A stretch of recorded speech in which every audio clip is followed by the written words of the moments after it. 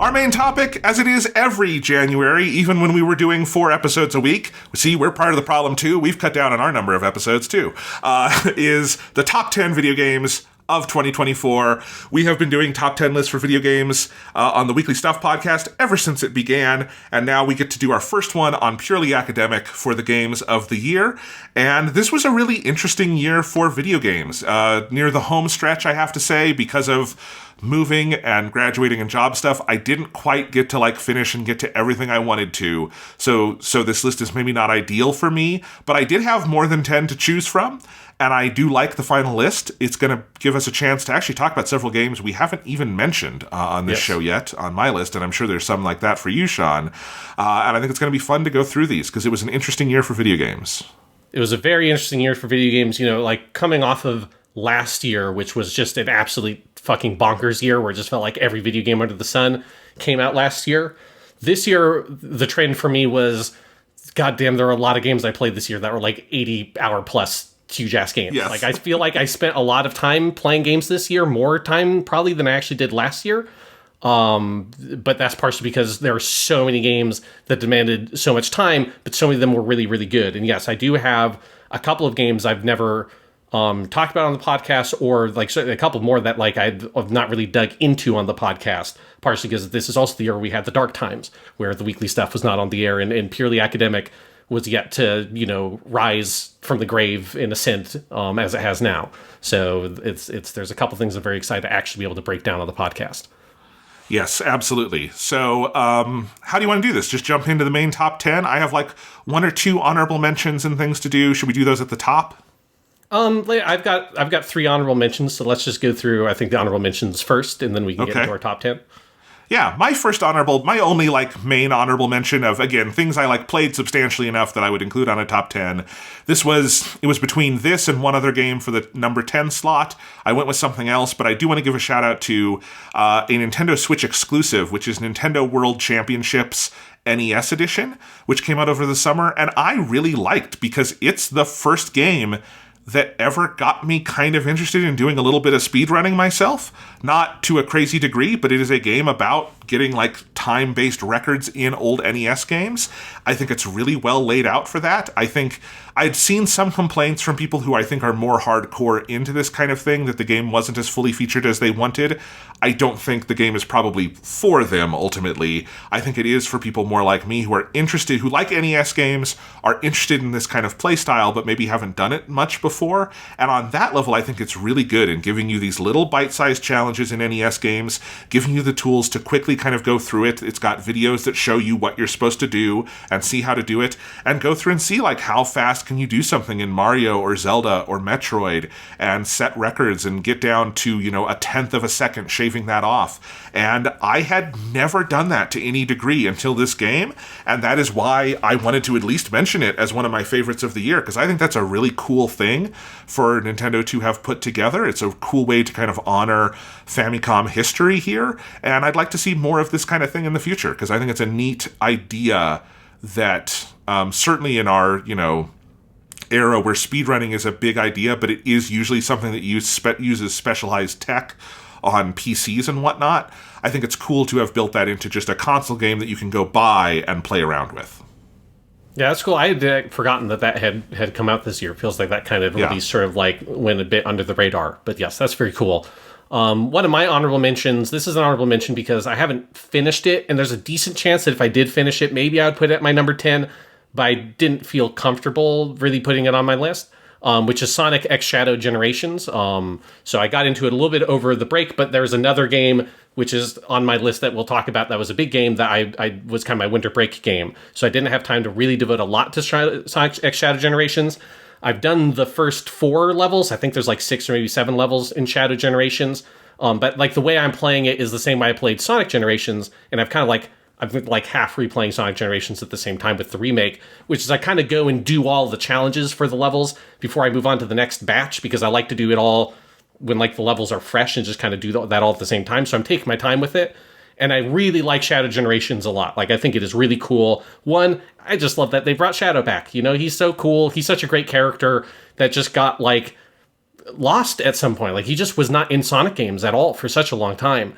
And bringing him back is really cool. And his levels are awesome. Like, it's a really great sort of like half Sonic Generations game, half Sonic Frontiers game, that I think shows like them hopefully like continuing to develop and think about how to develop on the formula that they started experimenting with Sonic Frontiers. I pray so much that I pray to Supersonic that the next 3D Sonic game is a Sonic Frontiers 2 that is taking some of these ideas and is not some weird like Sonic Super Spinball Speed Dash 3D or whatever, and they just decide to make a whole new kind of game, they just abandon it all, like they have done many times in the past, because I like the open zone kind of stuff here, even though I think it's too limited. I would like something that had more of what Sonic Frontiers had in that front, but I like the big 3D levels and the sort of like 2.5D levels they do, and all that is very fun, and it's fun to just get some stuff that remixes some like kind of lesser known Sonic games that were not represented in Generations, like Shadow the Hedgehog, like Sonic Heroes is in there, and that stuff is fun. So didn't finish it. I'm going to finish it, but because I did not finish it in time, it did not quite make my list. There's a decent chance it could have been like a number 9 or a number 10 potentially on my list if I had finished it, though. All right. What else you got? All right. Okay. I've got a couple of others. These are both things that I just sort of determined couldn't really be on my top 10, but I wanted to mention. One of them is Queen's Blood from Final Fantasy VII Rebirth. Not Final Fantasy VII Rebirth. That game, unsurprisingly, is not on my top 10 list because I did not like it. But what I did like was Queen's Blood, the card game in Final Fantasy VII Rebirth. That card game kicks ass. It's super, super good. It's the best thing in Final Fantasy VII Rebirth. It was like the saving grace of that game. It's the thing I looked forward to playing it, was getting to a new area and having new people to play Queen's Blood against. So I wanted to at least recognize that, because that game in the game is very good and is better than the game it's part of. Can I do a second on this? I had not thought of this, Sean, but I will also extend an honorable mention to Queen's Blood, because Queen's Blood was the one good part of that very bad game. Yes. And then my last honorable mention, this is a game I thought long and hard about whether or not I would include it on my list, and I ultimately went against it because it just felt wrong, is Tsukihime, A Piece of Blue Glass Moon, the Tsukihime remake, which had its English language released this year, which is why I was considering it. I know that, Jonathan, you played this game, and I think if you have it on your list, that's totally fair, because you played the game this year.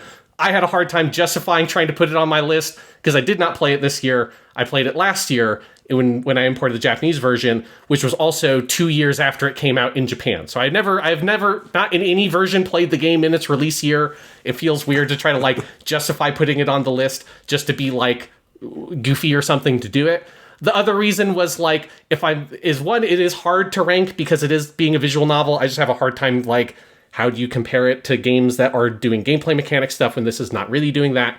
And if I like am putting everything aside and just going off of how much do I like this thing, Tsukihime is like competitive for the number 1 spot, and that would also feel very weird.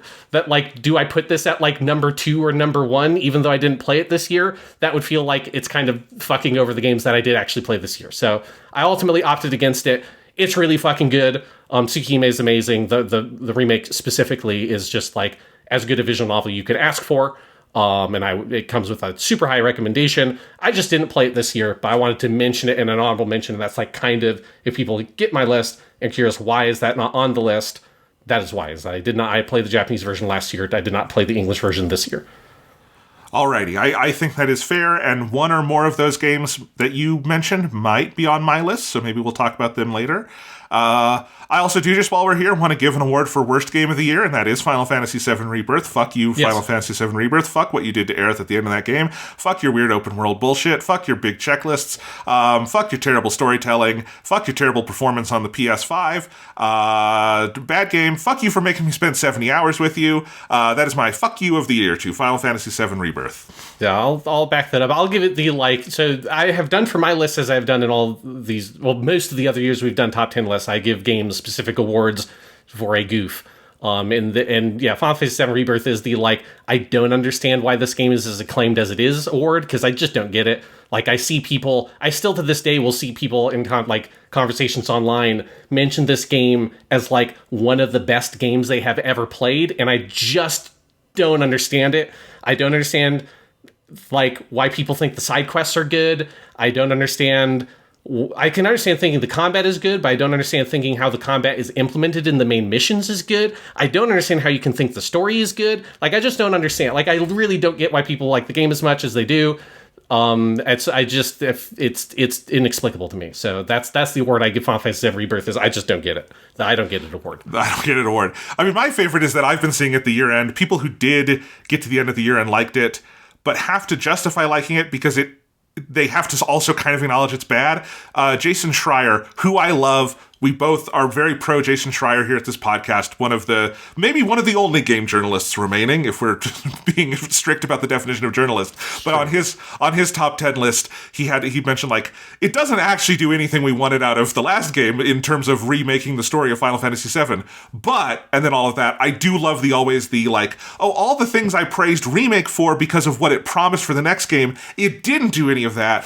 But I do love those buts that you get with Final Fantasy VII Rebirth. And again, I say that with love and respect. And if you did enjoy it, more power to you. You got a lot of hours of enjoyment out of it. I can tell you that much. It's true. It's a long game. One of the very many, very long games this year. All right. You want to get into the top 10, Sean? All right. Who should start this off? Jonathan? I'll start it off. Why not? All right, Jonathan. What is your number 10 game of the year for 2024? My number 10 game of the year for 2024 is, I think this is the first time I've ever done this, where you've done this a lot because of a certain Chinese video game you're obsessed with, but I've never had a game on the list 2 years in a row. But I did this year because my number 10 is the Vampire Survivors DLC Ode to Castlevania, developed by Ponkel. It's available on fucking everything. Usually, I always list the consoles. There's a couple games that I went with. It's just everything. It's just everything. If you have a device that can play anything video game shaped, you can play Vampire Survivors, and you can play Ode to Castlevania, which is also the cheapest game on this list because it's a $3.99 DLC. This was a very late addition to my list, Sean, because I had bought the DLC, but I hadn't gotten super into it until the last week or two, and I started playing it again, and part of why I hadn't got into it at first is because it's fucking daunting what this game adds. This is reading from the Vampire Survivors wiki. The Ode to Castlevania DLC adds 80 new characters. It adds 107 new weapons. It adds 91 music tracks.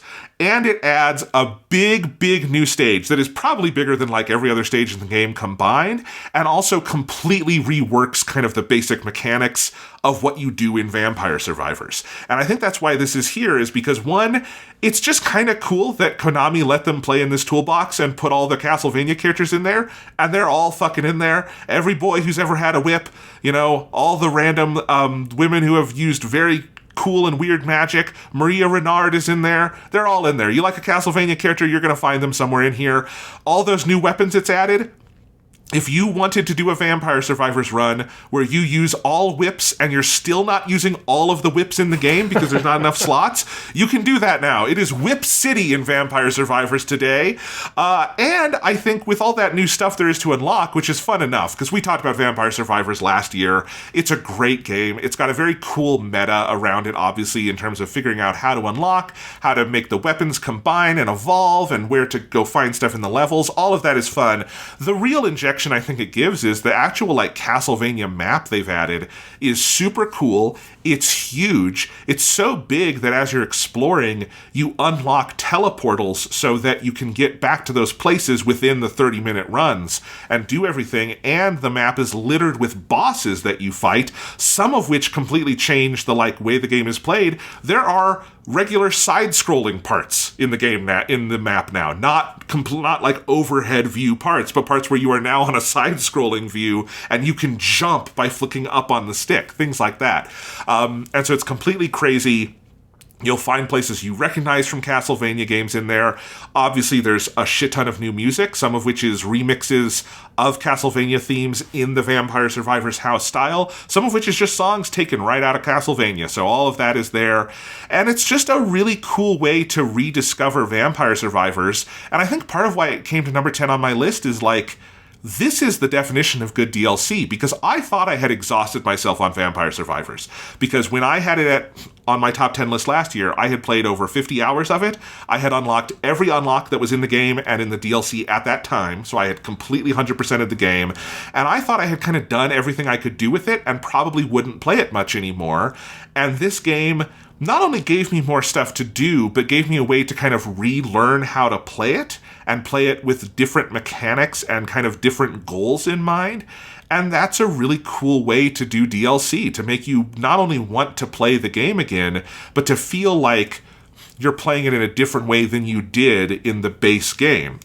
And also doing it for, again, $3.99, which is a pretty good fucking deal for a game that you can play to your heart's absolute content. Because there was also some other DLC this year. There was the whole Among Us DLC, which I have, but I haven't done anything on that, like, end of the unlock list, but that's cool. There was a Contra map they added. They did a ton of stuff with Vampire Survivors this year. Like, talk about, like, having this big overnight success, but then really capitalizing on it. Like, they really, I think, found a way to keep it in the news, keep people playing it, and not just by adding slop onto the game, but finding new ways to keep the formula alive and evolving. And that's awesome. That's kind of the platonic ideal of what DLC should do. So I am very happy to include this as my number 10, because it's the closest we're going to get to a new Castlevania game in the foreseeable future.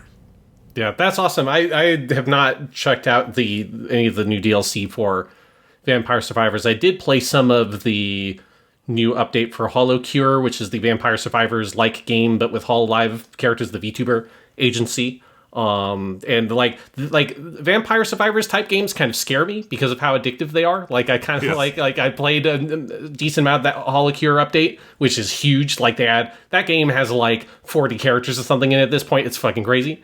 And it's very high quality. Like, it's very good. If people are looking for another Vampire Survivors type game, that would be one to seek out. But it is like, when I play it, I feel like my soul getting sucked out of my body because of how like weirdly addictive they are. I'm happy that you played it and liked it so much, and I probably won't play it because it scares me, because of what it does to me. But I respect the choice. By the way, my brother got back into Vampire Survivors because of this, but then he discovered HoloCure, and he's been playing that religiously ever since. And it's been very funny because he's also gotten big into HoloLive this year. So it's been like a real synthesis for him of doing all of that. So it's been very funny to watch him get obsessed with it. And he did show me HoloCure, which I had not played before because I don't have a Windows PC, so I don't have a way to play it. Awesome game. That game is really cool. Like, especially, I say for a fan game, and that sounds insulting because it's a game. It's a fully featured, amazing, big game, and it's really cool. I mean, honestly, it's more technically impressive than Vampire Survivors. Yes, like, it is. It's pretty wild. So yeah, that's an awesome number 10. So let's get Jonathan into my list. Yes. So my number 10 game of the year for 2024 is Gundam Breaker 4. Coming back 8 years. So Gundam Breaker 3 was my I think my number 10 or number 9 game of the year for 2016, which I pulled up my list. That was the year where I first started doing the dumb awards thing, but it was before I did it for my top 10 list. I only did it for my honorable mentions because there were so many weird games that came out that year that was where I first came up with the idea, including the inaugural Sawashiro Miyuki's Award for Peculiar Excellence, which went to Final Fantasy 15. So it's like, that's how old it's been. That's how long it's fucking been, how old we are as people, Jonathan. I know. Is Gundam Breaker 3, which is my number 10. And that was the first time I ever talked about my Gundam Obsession on a podcast. So, Sean, what you're saying is that every time Trump is about to be inaugurated as president, we get a good Gundam Breaker game? Yes, that is what I'm saying. Well, and every time every time a Democrat's about to get elected, we get a shit Gundam Breaker game, if that's what this means, because there's that new Gundam Breaker that I believe was 4 years after. Yeah, so, you know, it's a Gundam Breaker. It's a weird canary in a coal mine. I don't know how you read that.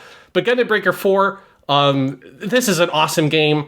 Obviously, with the asterisk of you have to be like a Gundam freak to get into this game. Like, I don't know how you would process this game if you weren't pretty deep down the Gundam hole. But if you are very deep down the Gundam hole, which as a co-host of a Gundam podcast that covered all of the Gundam, I obviously am. It is awesome. Gundam Breaker 4 is wild. I talked about it on a podcast, I think on one of our Purely Academics.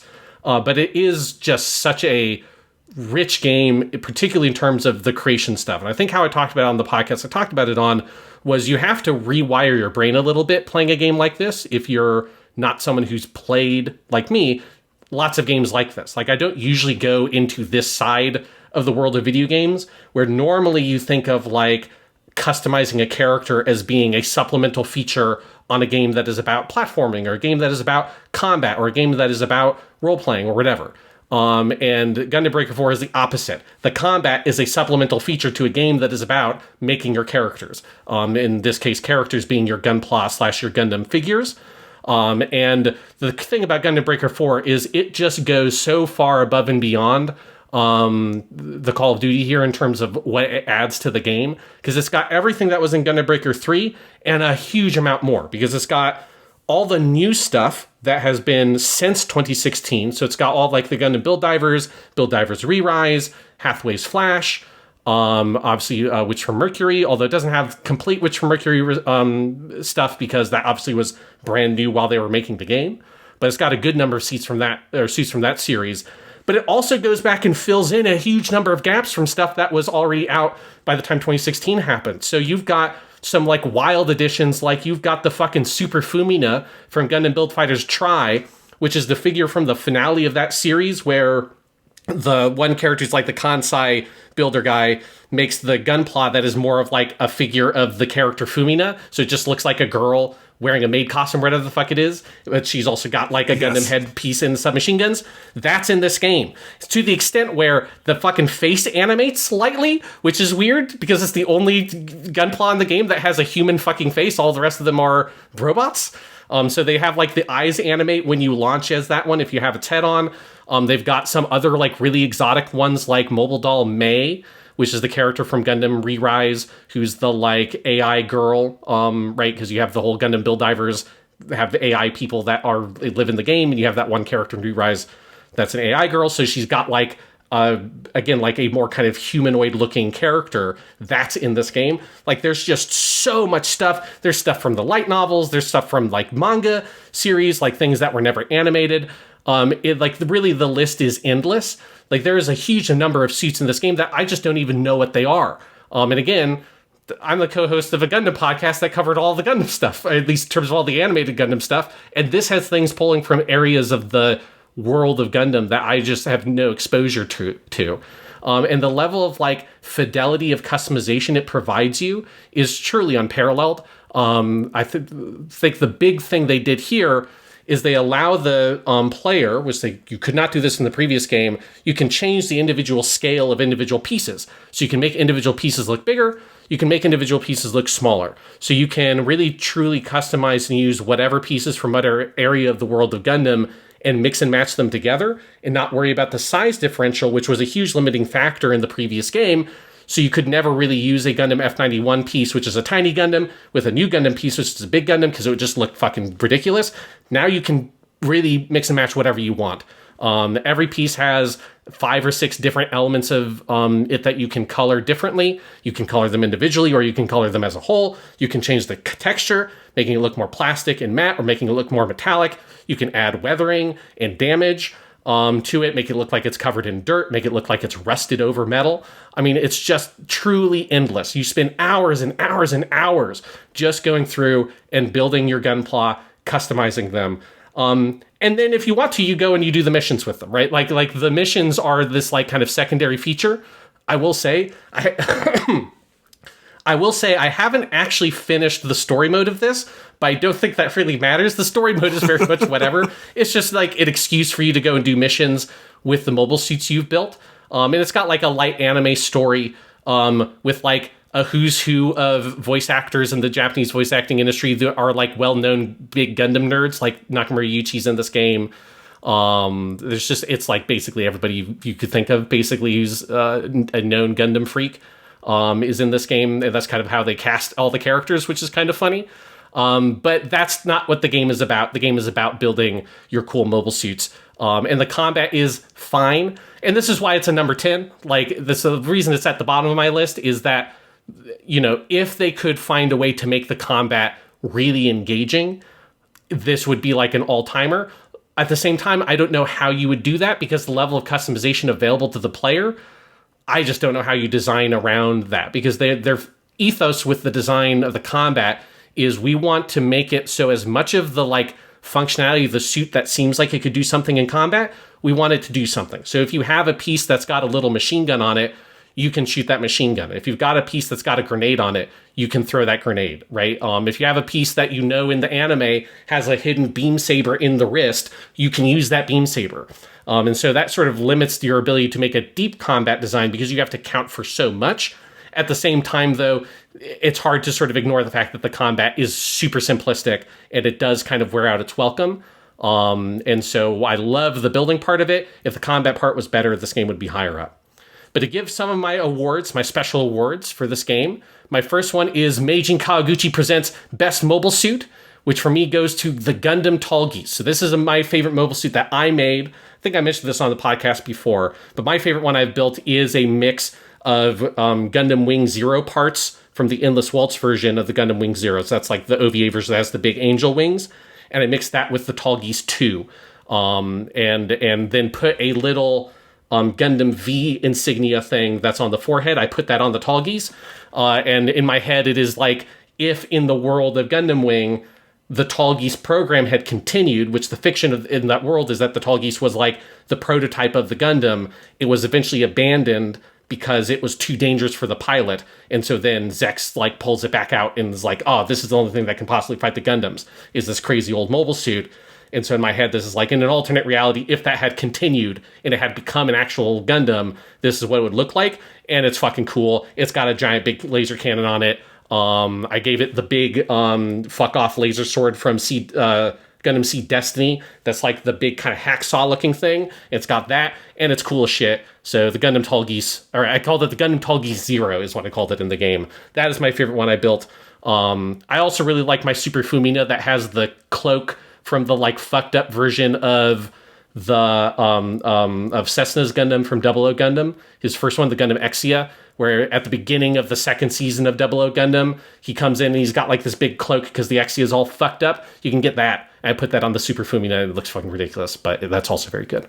My other award and my last award I'm giving to Gundam Breaker 4 is the Moriguchi Hiroko presents Best Game to Play Gundam Song Covers to, because about 90% of my time playing the combat in this game was me turning the music off and just going and either listening to specifically one of the Gundam Song Covers albums, which are, there's 3 albums sung by Moriguchi Hiroko, who's, you know, obviously one of the iconic singers from the Gundam franchise, or putting on some other kind of anime-related playlist and just listening to that while I did the combat. And that bumps up the combat about 5 points. If you're putting this on a 10-point scale, how good the combat is, it would be like a 2 normally, like it's very whatever. It's like a 7 if you put it to some good Gundam music.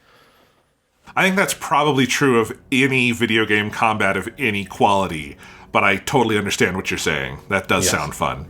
I have not had the pleasure of playing this game yet. I very much want to. I have not had time. I will say, though, I did, while I was in Iowa City last month for my graduation, I did buy my first new Gunpla kit in a while because I went to the store where I used to buy Gunpla. And, you know, during COVID times, they didn't have many selections because it was hard to get Gunpla here. But Nature has healed. They had a ridiculous selection. And the one I ultimately went with, because I felt I could only buy one with my, don't have a regular paycheck yet, I will soon. I was attracted to this SD Gundam Age set, and it's an SD Gundam with all 3 of the ages these modes from the Age 1, the normal, the Titus, and the Sput. I think it's supposed to be Sparrow, but it's spelled Spallo. It's supposed to be Sparrow, yes. Yes, but it says Spallo. It's a Spallo mode.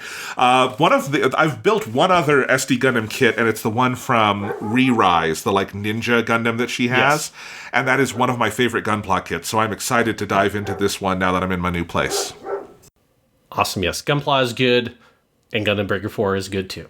Okay, my number 9 is Dragon Ball Sparking Zero, developed by... Jonathan, I'm going to stop you right there, because my number 9 is also Dragon Ball Sparking Zero.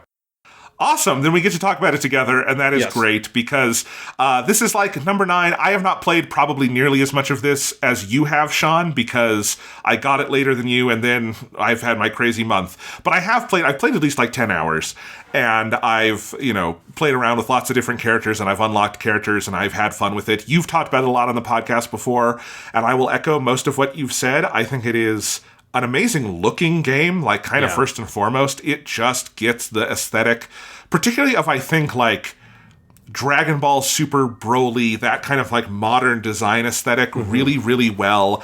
It mixes some of, I think, the visual flair you saw in Dragon Ball FighterZ, but in this sort of 3D arena thing. Its use of HDR and color is incredible. And then the fighting system, it's not particularly deep, I don't think, but it is very good at making you feel like you are having big, silly, expressive Dragon Ball fights, and it's got all the characters you could want to play with, and more will be coming in DLC, and I think that's what I wanted, and that's what I'm having fun with. I think the game isn't perfect. I think the single-player content is frankly terrible. I think the episode battle thing where you go through the different campaigns is very bad, and I wish there were more sort of like designed things to do, but just putting teams together or playing with another person, like here's one thing that was holding it back that they fixed, is that it didn't have a good split screen mode at launch. It only let you play on the time chamber level, the Room of Spirit and Time, and that was kind of shitty. They did finally fix it, and now you can play on any level, and so I've been playing with my brother, and we've been having a blast, and it's very fun.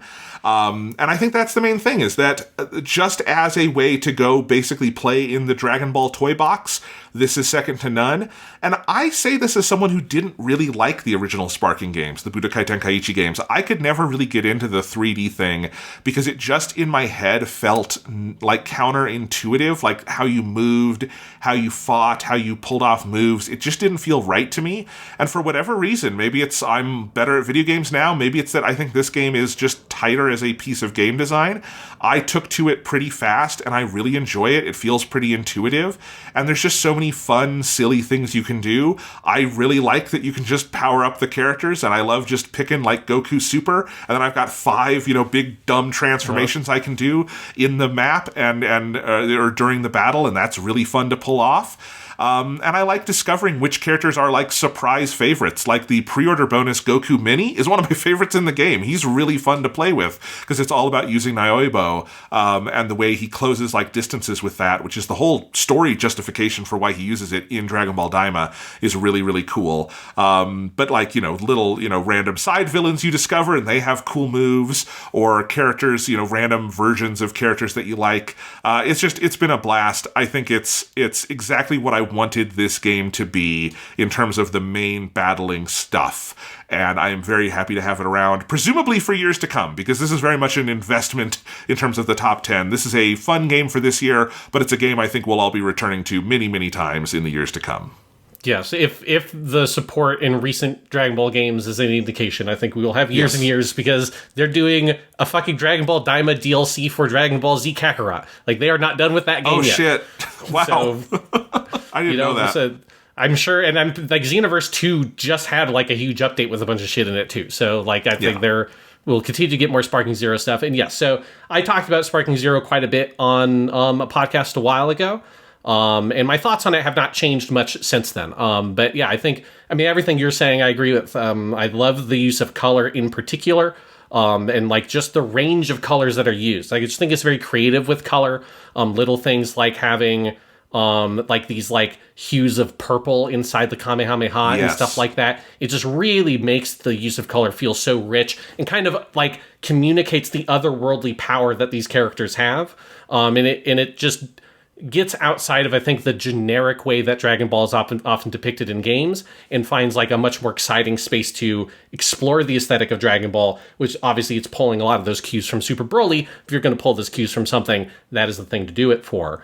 And then the one thing I will say that I like about the game more than you, and it's probably just because I've played it all, is the single player content. Like, I think the single player content is rough at first, because if all you're getting from it is the, like, you're just playing the events from the series, that stuff is not good. What is interesting about the single player content is the what if stories. So the way the single player content is organized is that you've got I think it's 8 different characters total, though Goku is by far the most fleshed out. It's like Goku, Vegeta, Gohan, stuff like that. Though a lot of those characters, like Gohan, for instance, starts at the end of the Cell game. So you're not doing like the entire story of Dragon Ball from Gohan's perspective. They're picking kind of like snapshots for each of the characters. But the reason they're doing that is because based on certain choices that they explicitly give you, or sometimes based on how you finish a fight. Like if generally it's just like, can you finish the fight fast enough? So it's like, can you beat Raditz really quickly at the beginning? If you can, then you get put into a what if story that's like, what if Goku and Piccolo just fucking bodied Raditz? And it's just, nope, he's just done. Goku never dies. What happens? Like, well, Vegeta and Nappa come to Earth. How is the Vegeta-Nappa fight different if Goku is there, but he never trained with King Kai? And some of those are very short little things. Some of them are just cutscenes of like, hey, you played the Frieza campaign and you beat Goku really fast and it's just over and you get a shot of Frieza just laughing and that's it. But every character has a couple of much more fully featured what if scenarios that go to some pretty crazy places, some of them. That's what's really good about the story mode. The problem is that it is like some of them are hard to access, some of them are a little bit obscure. And so like I think like the story mode could be much better designed than it is and get you into those what if scenarios much like faster and in a more interesting way. But once you're playing those what if scenarios, those are very good. And so I'm giving my best what if award goes to the Gohan Black what if scenario, where there's a whole, I think this is an extension of the Future Trunks one. So there's, and by Future Trunks, it's effectively Super Trunks from the Future arc from Dragon Ball Super, where instead of Goku, Zamasu takes over Gohan's body. And so you have a Gohan Black. There's a unique Gohan Black model in the game that just has Goku Black's moves. And unfortunately, they don't let you play as him. I don't know why. It feels like it would be trivial to have it be a alternate costume for the Goku Black character. But like, there's a whole storyline with that. That's super cool. And there's a whole bunch, but the Gohan Black one is the one that really stands out. And a lot of them are very fun and just like interesting, different ways to play these scenarios. And so that is the thing about the single player content that I do think is very fun. But again, like it is like, I wish that the kind of main line regular story chapters were more interesting, or that they were maybe even not really there that much and you just got into the what if stuff, because the what if stuff is so much more interesting than the like you're playing through the story of Dragon Ball Z, that it feels like they couldn't figure out quite how to organize the story stuff in a way to get you to the interesting content as quickly as possible. And if they could do that, interesting. Yeah. Well, I was going to say that's interesting because I saw like little glimpses of that. Like early on in the Goku campaign, you can choose like to tell Piccolo to fuck off and go fight Raditz on your own. But I didn't notice anything different come from that. So like I wasn't very invested in it from that point forward. So maybe I'll go back and give it a try because some of that does sound fun.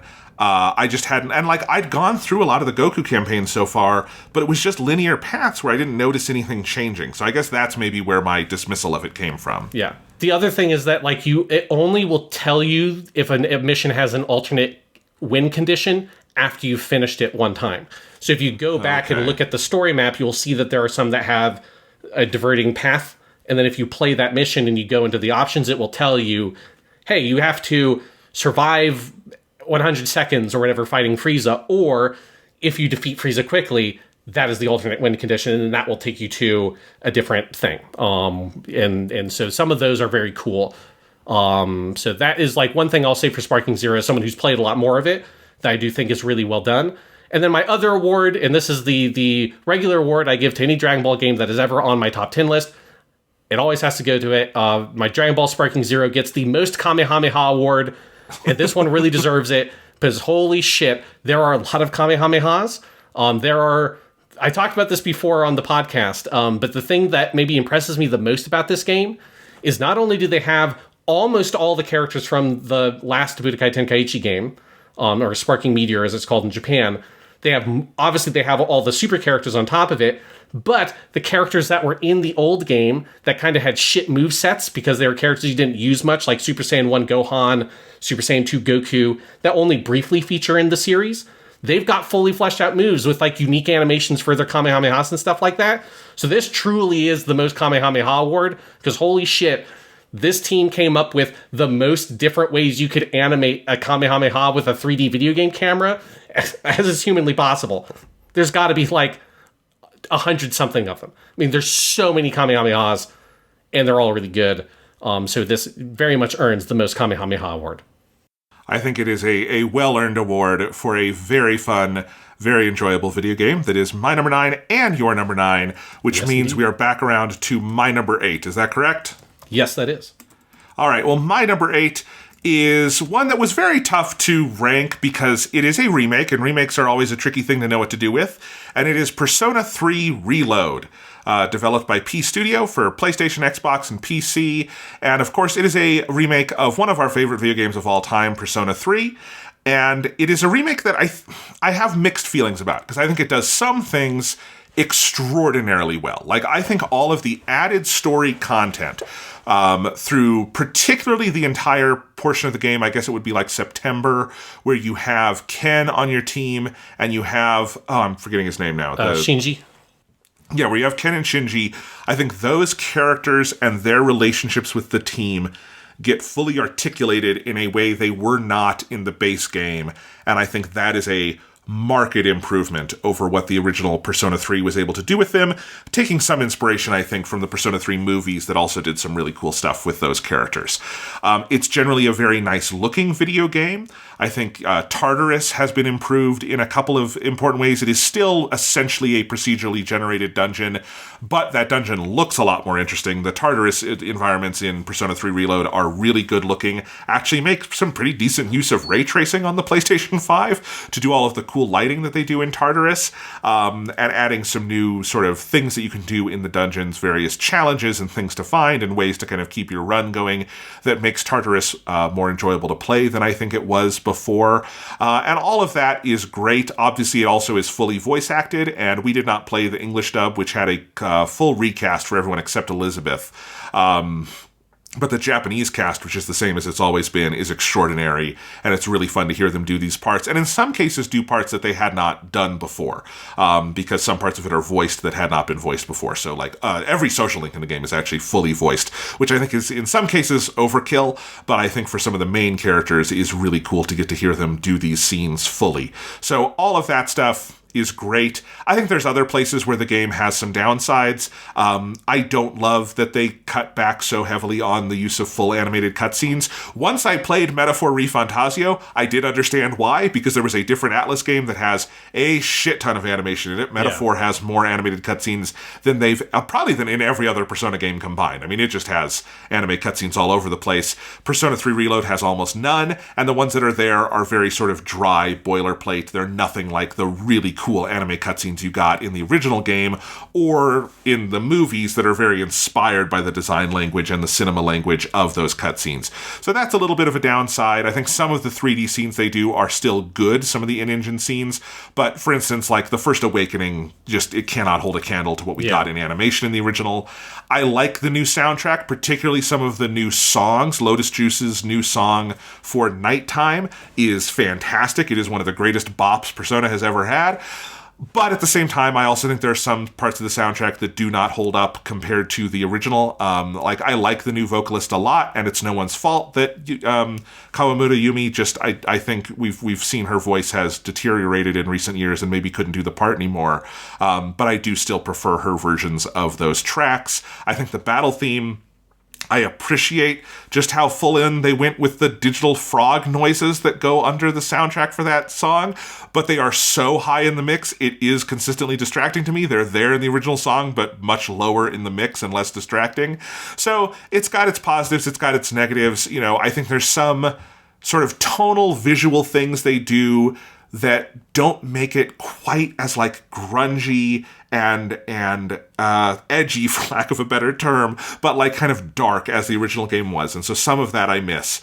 But overall, it is a very solid reinterpretation of Persona 3. It's got a lot to recommend it. It's an easy one that you can just say to people now, if you want to play Persona 3, this is a good way to play it. But I think it's not a remake. There's another remake of a 3 maybe even, that is significantly higher on my list.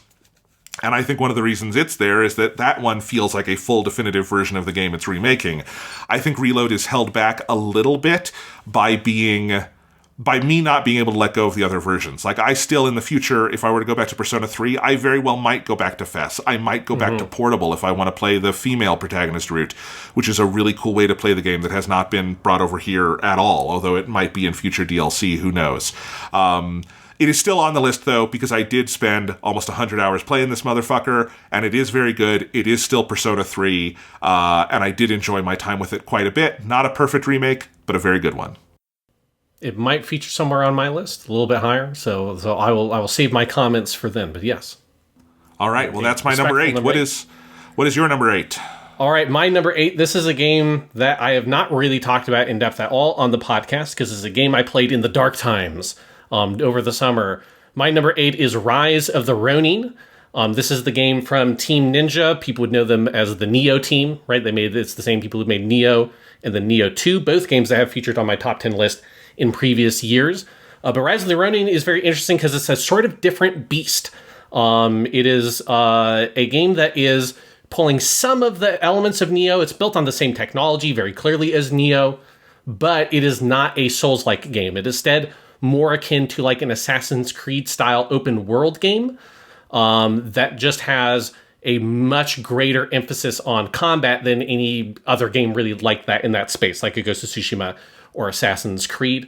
And it's this team's first crack at that kind of game, and it comes with some ups and downs. So the ups being that like this game has what I'm just going to give this award right away. It's got what I call the most satisfying checklist of the year award, because this game, it is that kind of open world game. There was one other open world game this year that was very checklisty, Final Fantasy VII Rebirth. And honestly, the checklist, which I don't think was good in that game, was my favorite part of that game outside of Queen's Blood. The Rise of the Ronin, as a personal fan of checklist open world games, I don't think they're like the best games ever, but there is a certain kind of pleasure I get from playing them that other games don't give. I think this game does a very good job making use of that structure in a way that reminds me of some other games, like very specifically Mafia 3, which is another open world game that I think is a little bit divisive, but in terms of popular opinion, but that I really, really like. And then this game is not as much of a checklist, but Rise of the Ronin kind of reminds me of it, is also Sleeping Dogs, where it's the kind of open world game that is the design very derivative in terms of how it's using the open world, and is it a bit kind of like video game, slop in some ways? Like, yes, it absolutely is like that. At the same time, though, it has something special at its core that all three of those open world games have, which is there's a really expressive sense of combat that is chasing a very specific vision, and they're doing a lot with the combat mechanics to express that vision that other games of this genre don't do. Like Ghost of Tsushima, it gets pretty good at it, but does not have anywhere the level of variety and depth that Rise of the Ronin's combat does. And Assassin's Creed, those kinds of games, the combat's there, it's fine. Rise of the Ronin, though, has just this really rich, really engaging combat system that also critically over Neo has a huge amount of variety.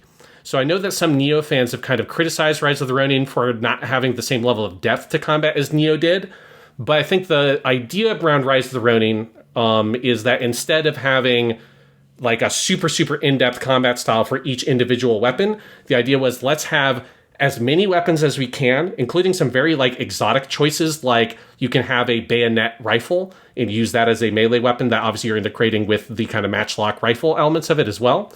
But also each of those weapons then has a variety of different styles that you learn that change the moveset that you acquire over the course of playing the game.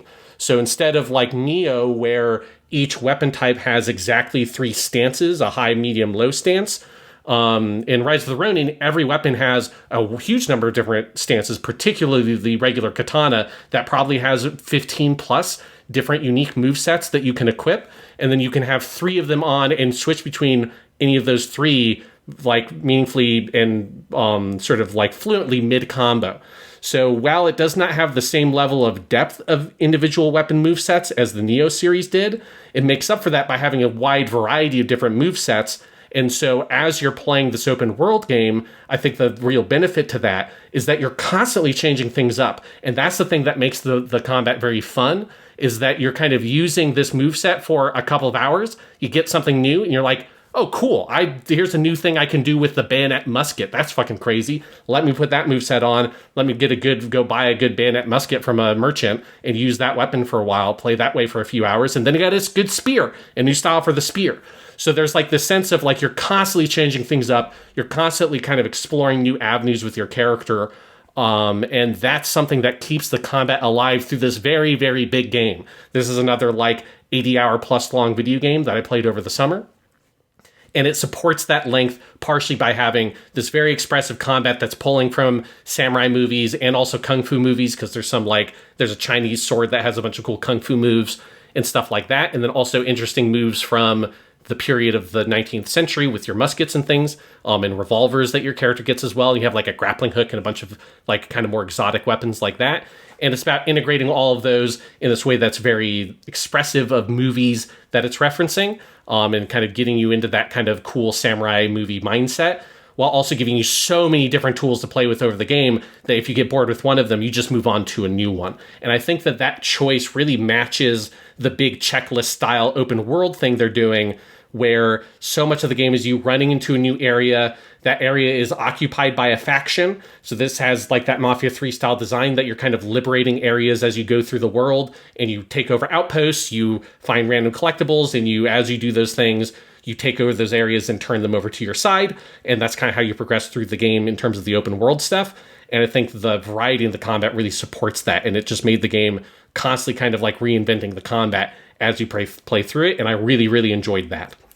Another thing, this is connected to that, the checklist, the Best Collectible of the Year award goes to cats, because there are an insane number of cats in the game. So there's a large number of different random collectibles, one of them being there is a courtesan named Dayu, who apparently had like 150 cats or something. The narrative explanation for this collectible is very silly, but she had a shit ton of cats, and those cats escaped. Somehow those cats, where she was in Yokohama, ended up also all over Edo and Kyoto. I don't know how those cats got over there, but they're very adventurous cats. And so as you travel throughout 19th century Japan, you're just encountering dozens and dozens and dozens of cats everywhere you go, and you have to go and sneak up on the cats and pet them. And there's like a dozen different cat petting animations that are very quick. Like, they're nice, snappy animations, but you just get this nice little animation, you petting the cat, and it meows, and then it goes off and presumably goes back to Dayu, the courtesan.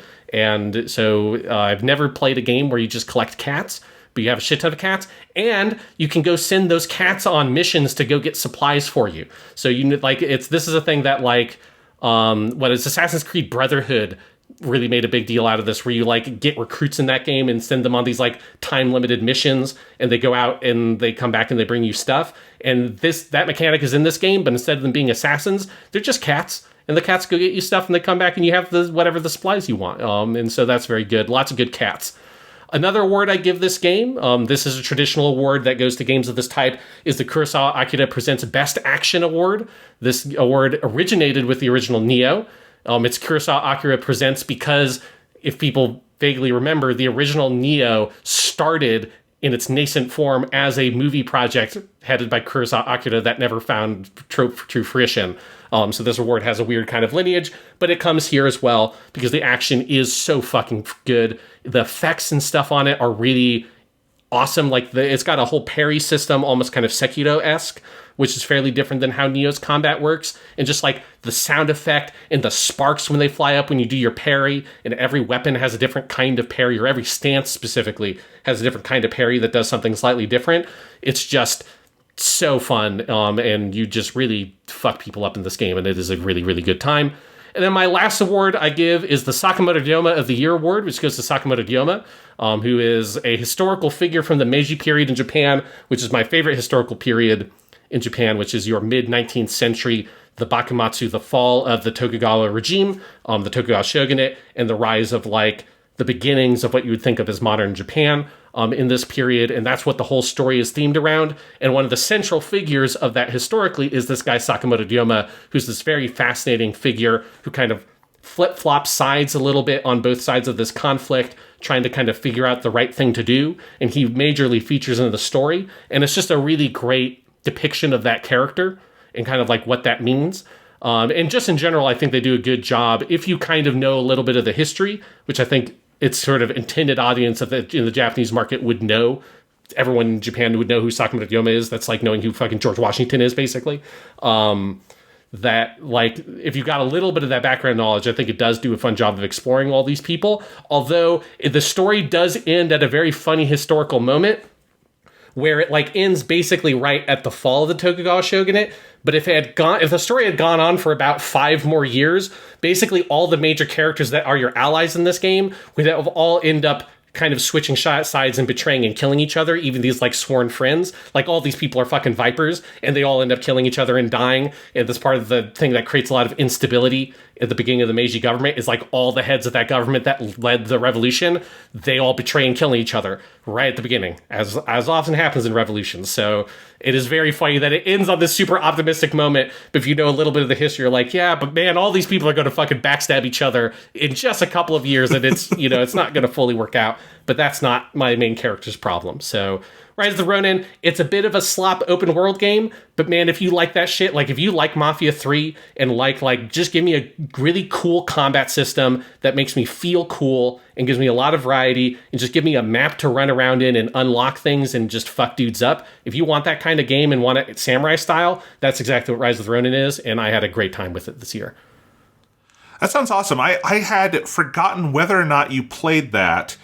And because I know you hadn't talked about it on the podcast, we might have talked about it a little bit off the air, but I had wanted to hear your thoughts on it because I know you loved the other games by this team. So that's really cool to get to hear you talk about it. And it sounds like a cool game because I feel like, correct me if I'm wrong, this game kind of wound up flying under the radar for a lot of people. And I think as a result, I never quite even understood what kind of game it was. So that's cool to hear what specific, because we've had a lot of samurai games in recent years. Yes. If you like samurai games, we've been in a golden fucking age. Not just a lot of them, but a lot of, very, very good ones.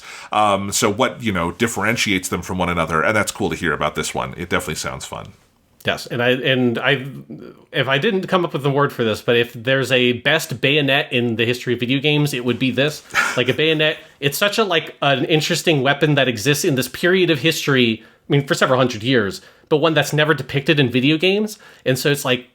It's cool to see someone try to be like, what would be really cool video game action stuff you can do with a fucking musket with a bayonet on the end. And it's pretty brutal.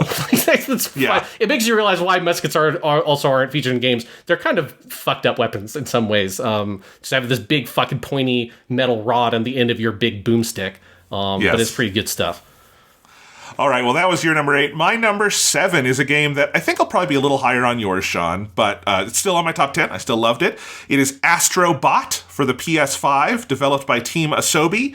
And this is, this won Game of the Year at the Game Awards, which I thought was cool. It's obviously a lot of people, one of their favorite games of the year. I think it's one of the best games for the PlayStation. It's actually my only console exclusive on my list this year. It's the only one that you can only play on one system, which is kind of rare for me because usually I play a lot of Nintendo exclusives, but most Nintendo exclusives this year were remakes and remasters and things. So they're working on the Switch 2 this year. They're working on the Switch 2.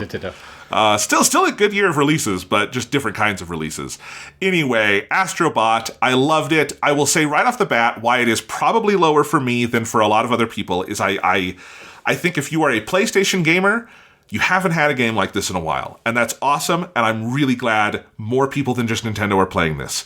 If you're someone who owns a PlayStation and a Nintendo, you've played lots of 3D platformers over the years, including ones that Astro Bot steals from liberally, and there's nothing wrong with stealing liberally in this genre. I think it's good. I will say Astro Bot was a little less fresh and revelatory to me because I'm a big Mario gamer, and Astro Bot is like heavily, heavily, heavily inspired by Super Mario Galaxy, a little bit by Odyssey, a little bit by some of the other recent 3D Mario games. And again, there's nothing wrong with that. I think once in a while I felt like I wished, and I think I said this in our review at the time, that particularly in the final worlds, I wish the game pushed into its own direction and identity a little bit more, because there's some parts of it that just are a little maybe too Mario for my liking in terms of wanting something new and different. But that said, it is still a rock-solid platformer that controls like an absolute dream.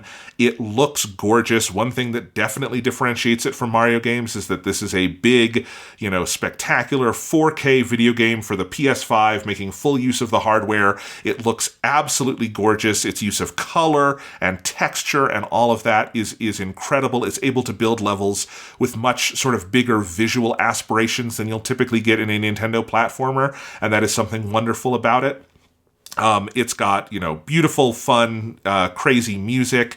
It's got, I think, very fun gimmicks in the levels, even though, as I also said in our review back when we've talked about it, I do think the final couple of worlds, I wish there were still more sort of new gimmicks. It feels like it runs out of steam a little before the end of the game for me.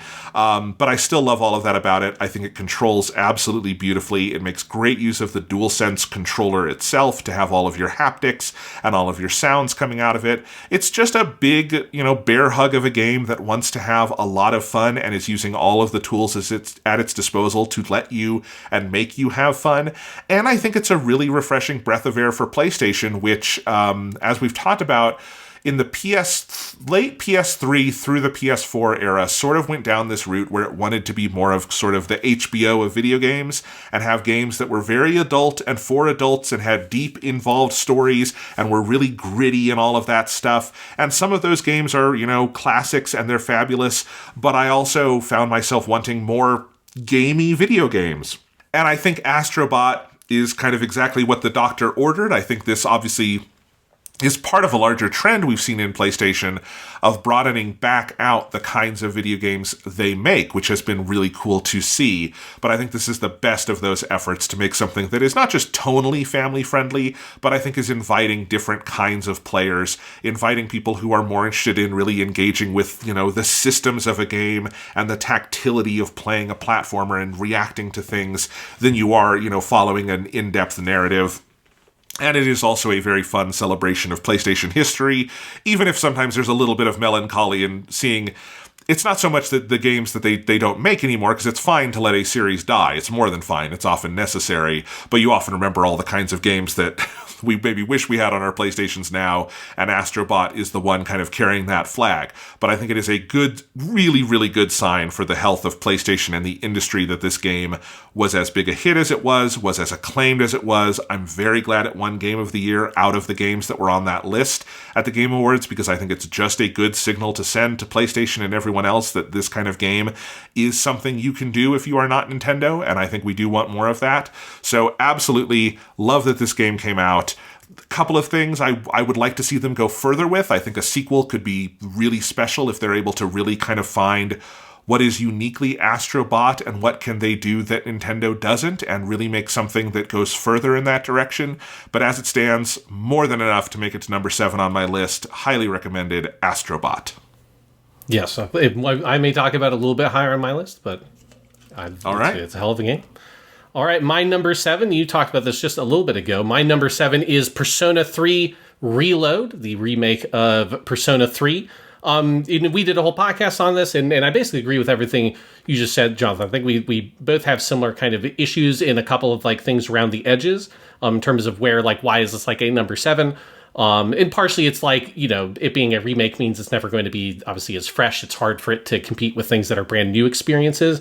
And also there is inevitably a certain kind of je ne sais quoi of the original PS2 version that's lost a little bit in the kind of shiny remake, though I will say it is substantially better in that regard than Persona 4 The Golden was relative to the PS2 version of Persona 4, where a lot of the flavor was kind of lost or changed. Here, I think they do a very good job of trying to maintain as much of that flavor as possible, while also doing some really cool things to kind of expand on that original without ever kind of fucking with it too much. So one of the awards I give, this is a traditional award I give to really good remakes, or damn good remakes, one might say, is the If It Ain't Broke, Don't Fix It award for a damn good remake, because they didn't go in and try to, mess with anything too much. I think they found a good way of where are the places where they can expand, and then what are the things best left alone, and what are the things to kind of modernize.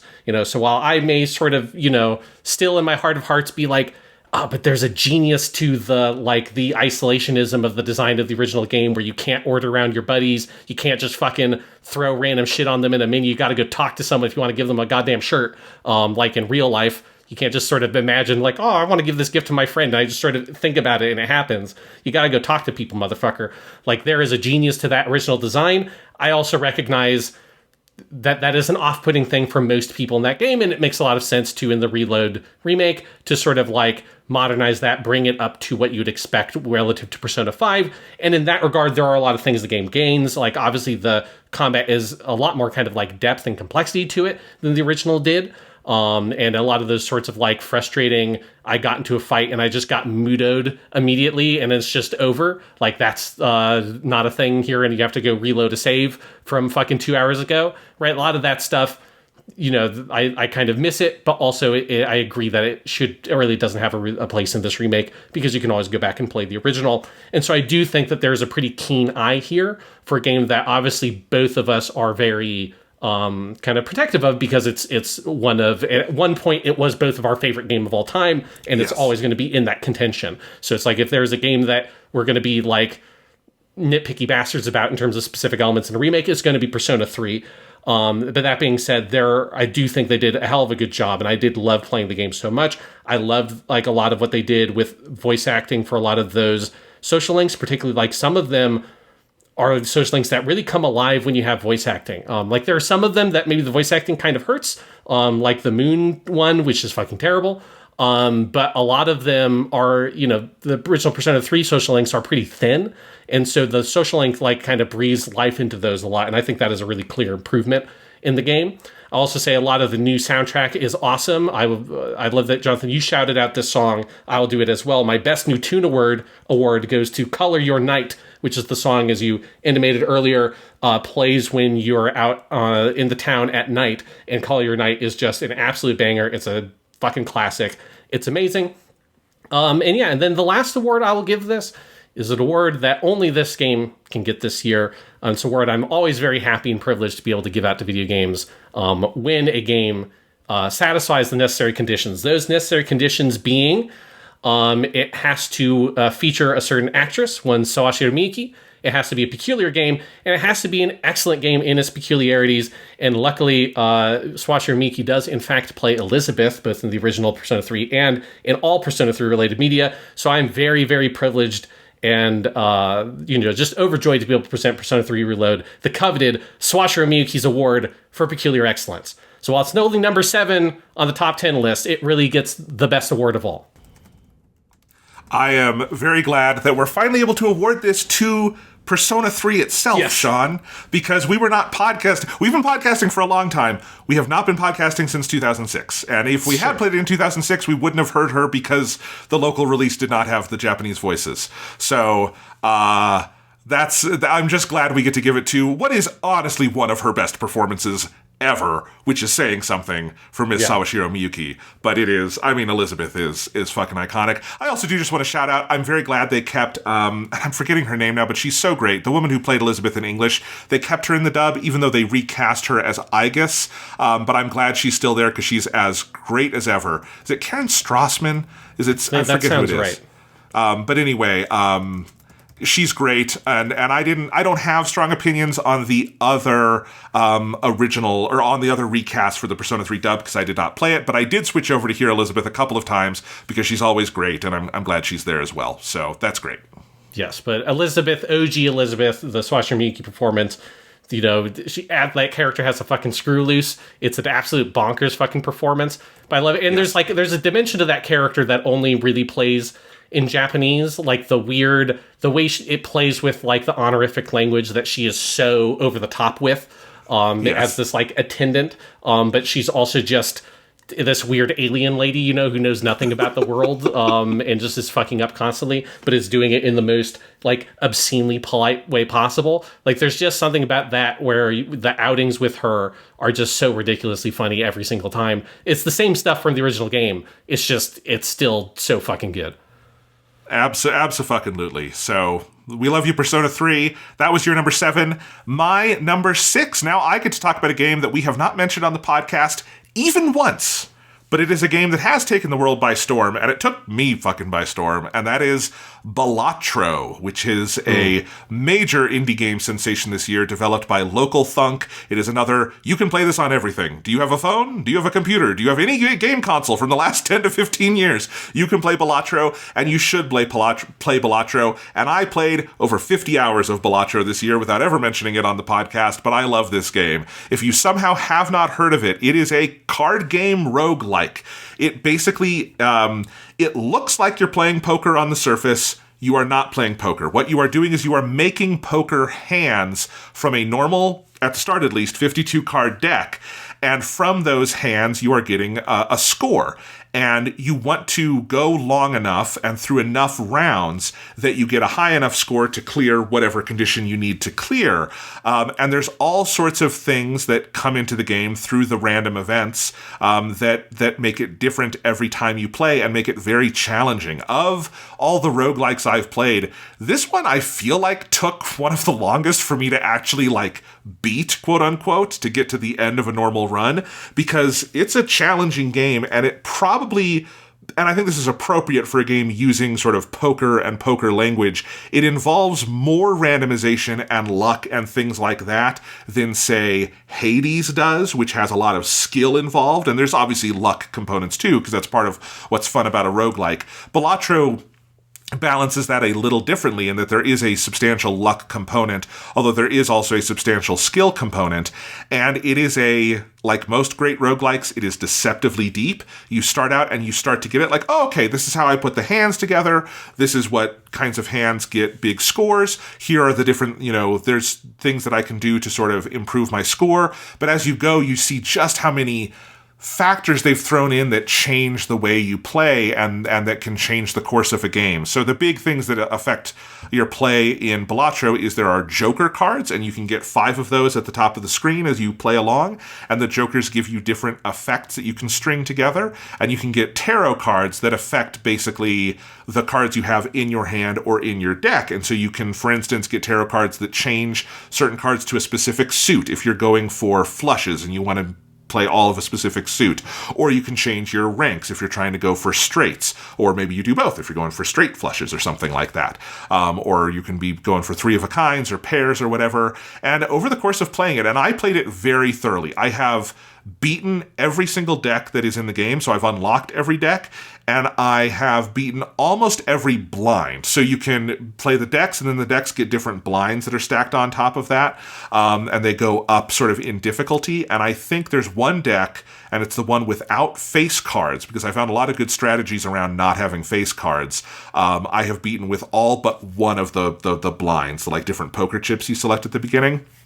So I've played the game very, very thoroughly, and I enjoyed it throughout. It was one of my favorite games to just have on, to play while I had the TV on and I was watching something else, and it's a very relaxing game for that. But again, there's a lot of strategy. It's one of those roguelikes where when you get a new sort of strategy together, one you maybe didn't think of going in, but you realize if I'm cutting out face cards, and I have a Joker card that gives me more points if I'm not playing face cards consecutively hand after hand, and then I combine that with I'm making just, maybe one kind of suit, and I'm doing that to make flushes, and I get something that gives me more points for a flush, and then I'm also leveling up the flush hand, because that's what you can do with the planet cards, blah, blah, blah, and you get through it, and you make these really creative strategies. That's a pretty basic one I just laid out, but I've had a lot of ones where by the end, I've had some kind of crazy selection of Jokers and planet cards and tarot cards and things that I've done to my deck that make something really unique and really fun.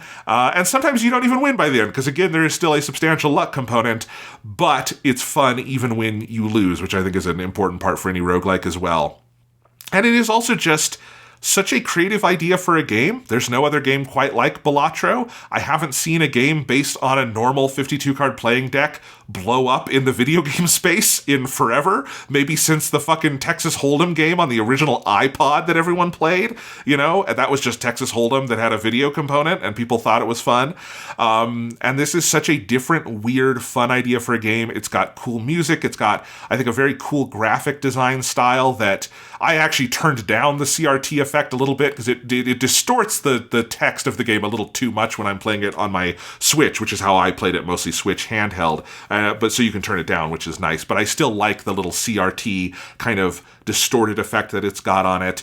It's just a super cool game. I enjoyed the hell out of it. It's not quite like anything else I've played in years, and that is why it is as high as it is on this list, because I would love to even play more of it. It's one that I hope, kind of like Vampire Survivors, they find ways to do cool DLC things with in the future to make you come back to it. So far, they've done some things where they've just like added new card styles that you can kind of change what your cards look like, but they haven't had anything new game mechanics and stuff, and I'm curious if they do anything to kind of keep it alive, because it was very popular. It was another of the Game of the Year nominees at the Game Awards, which I don't put a ton of stock in the Game Awards other than they tell you what the industry liked this year, and I think it's cool that Balatro is an indie game that broke out. So that is my number 6. Did you play this game at all this year, Sean? I sort of tried it a little bit and didn't really get into it, but I also I didn't have I think I tried to play it at the wrong time. I think if I tried to get into it over the summer, it would have hit a little bit more for me. But trying to play it during the school year, I just didn't have a time in my day to play it.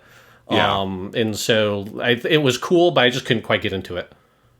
Yeah, and it's a game that I do think it's, and again, I keep saying like with roguelikes, but it's just true of the genre. The hardest part of it is at the very beginning, when you're figuring it out and you're seeing what works. It's something that really deepens over time, and you have to put that investment into it. So I totally understand what you're saying. But I found myself addicted at the right time, right place. It's when I had moved back to Colorado, and I was unemployed, and I was kind of doing things on the side. It was the right game for that time of, it's 1 p.m., I don't really have anything to do.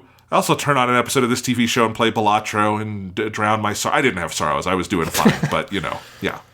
It's just like a fucking bottle of booze and Balatro. It's just Balatro night. It's like, I'm going to fall asleep, or am I passing out? Who knows? All right, that's my number 6. What's your number 6? All right, so my number 6, you talked about a game we've never talked about on the podcast, so I'll talk about it. I don't think I've ever mentioned this game on the podcast. My number 6, it's Genshin Impact. My number 6 is Genshin Impact 2024. I think it's come up every once in a while. So obviously Genshin Impact, it's a game that came out 5 years ago. Basically 5 years ago. So what I'm recognizing it for is just the content that released in the calendar year of 2024, which would go from version 4.4, which is when they introduced the Chengyu Valley update. So that was the New Year's update from 2024 to 5.3, which just came out last week from us recording this, which actually is very fortuitous because version 5.3 basically wraps up the mainline Natlan story. So obviously the big thing with Genshin Impact this year was them releasing the Natlan update, which added the new sort of area in the game, Natlan with all the new characters and the new big story chapter. Though of course the first half of the year, because that happened late August, early September, the first half of the year was all kind of post-Fontaine and a variety of different really good updates there. The first award I'm going to give Genshin Impact this year is the Aaron Paul presents They Can't Get Away With This! They Can't Get Away With It award for being on my list 5 years running, because this is 5 years now of Genshin Impact on my top 10 list. It's actually a little bit higher. I think last year it was a number 7. Now it's number 6. I think that's less a comment of Genshin Impact's relative quality to itself than the quality of the releases of this year. Last year was a particularly good year for game releases in general. But Genshin Impact, as long as it keeps on being better than most games I play, it's still going to find a place on my top 10 list. And that just still is the case. The game is still so good. There has been a lot of really great evolution with the game this year. So one of the awards I give it is the biggest shakeup award, goes to the locomotion in the game. So honestly, starting with the original update from this year, version 4.4, they added 2 characters in that update, Kanun, and then also another character that gets another award, which is the best gaming of 2024 award, which goes to Gaming, the character named Gaming, because that's his name, Gaming. It's Gaming, people. So if you want a game in a video game and you want to be gaming, it's Gaming. He's here. So Gaming and Kanun are both characters that have different locomotion styles. Kanun has a triple jump, and then Gaming has this sort of spinning jump thing he does for his skill that you use to do a kind of drop attack, which is a special kind of attack in the game. And so starting with that, they really felt like they thought about what's something we can do mechanically with the game to freshen things up. And they're like, a lot of it is how do you move through the world. And so particularly when you got to Natlan, all the Natlan characters have unique abilities that are themed around how do they move around the world. So you've got Mualani, who is your like surfer girl, who she like rides on a cool like shark surfboard.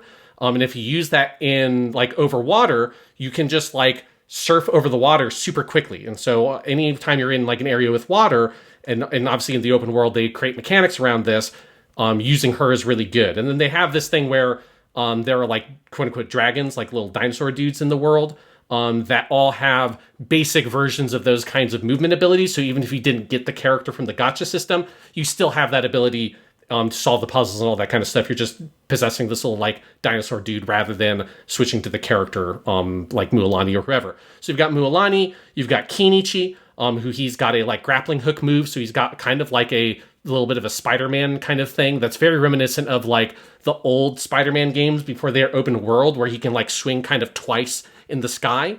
And that's really fun. And then his whole combat style is he hooks onto an enemy and you like kind of spin around the enemy while you fire attacks at them, which is a really cool, interesting, different kind of play style. You've got Chaska, who she can fucking fly. Chaska's wild because she doesn't just fly. She rides like a giant revolver. Like, it's very hard to explain because she's like a cool cowboy lady, but she flies like with a giant revolver thing that you lock onto enemies and she shoots magic bullets at. And she's pretty wild, but she's incredibly cool.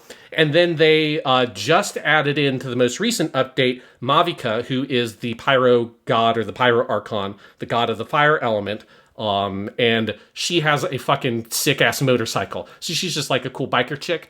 And the cool thing about her motorcycle is it has a lot of the abilities that other characters have. So she can climb easier on the motorcycle. The motorcycle can like shoot out jets that allow it to hover slightly. It can sort of like skid over the water. And so it kind of combines a lot of the other movement abilities into one with the character.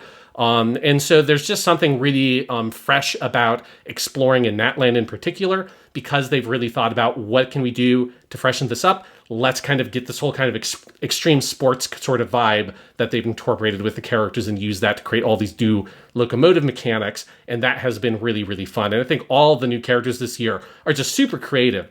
They're all so different. They've come up with so many different sort of play styles that go less off of the kind of thing that the Fontaine characters were, where a lot of the Fontaine characters were less about like, we've got a cool like mechanic that you're doing lots of inputs for. They're more like, we've got interesting characters that have interesting builds. That's like, how do you like get interesting stats and stuff and play with that? Like Fontaine was a little bit almost more like intellectual in terms of the game design and how those characters operated. It was about like the builds for those characters were interesting.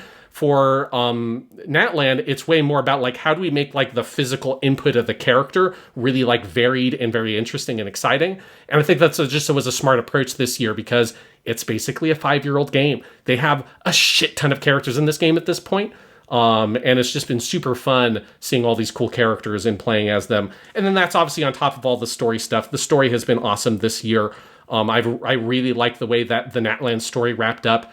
The story has all these themes around like conflict and war and how that ties into the history and culture of the people involved in this war. And history is like the kind of overriding theme of all of Genshin Impact, but the way that they've sort of tied it into this sense of like this ongoing conflict that the people of Natlan have been fighting with the Abyss for thousands of years, well before the 500-year kind of thing that most problems started 500 years ago during the Cataclysm. This is like an ancient thing the Natlan people have been going through. And then you're kind of, how does the traveler get involved in this scenario right as Mavica, the fire god, has come up with this like huge plan to finally end this war, and you end up being kind of the like secret extra element from the outside that comes in to help spark off this sort of like plan that has been developed for like hundreds of years that is coming to its fruition. And the way that ties into that sense of history, and again the culture of these people and how the culture and their like art and their music and their dance and all of these things has been there to help them sort of maintain themselves through this like huge conflict, and how it creates this continuity and this connection between people. And it's that continuity and connection that the culture helps create that is the ultimate thing that allows you to kind of overcome the Abyss. And I just think the way that the story has been told through the visuals, through the acting and the writing, and then also the music, which has been like particularly good this year.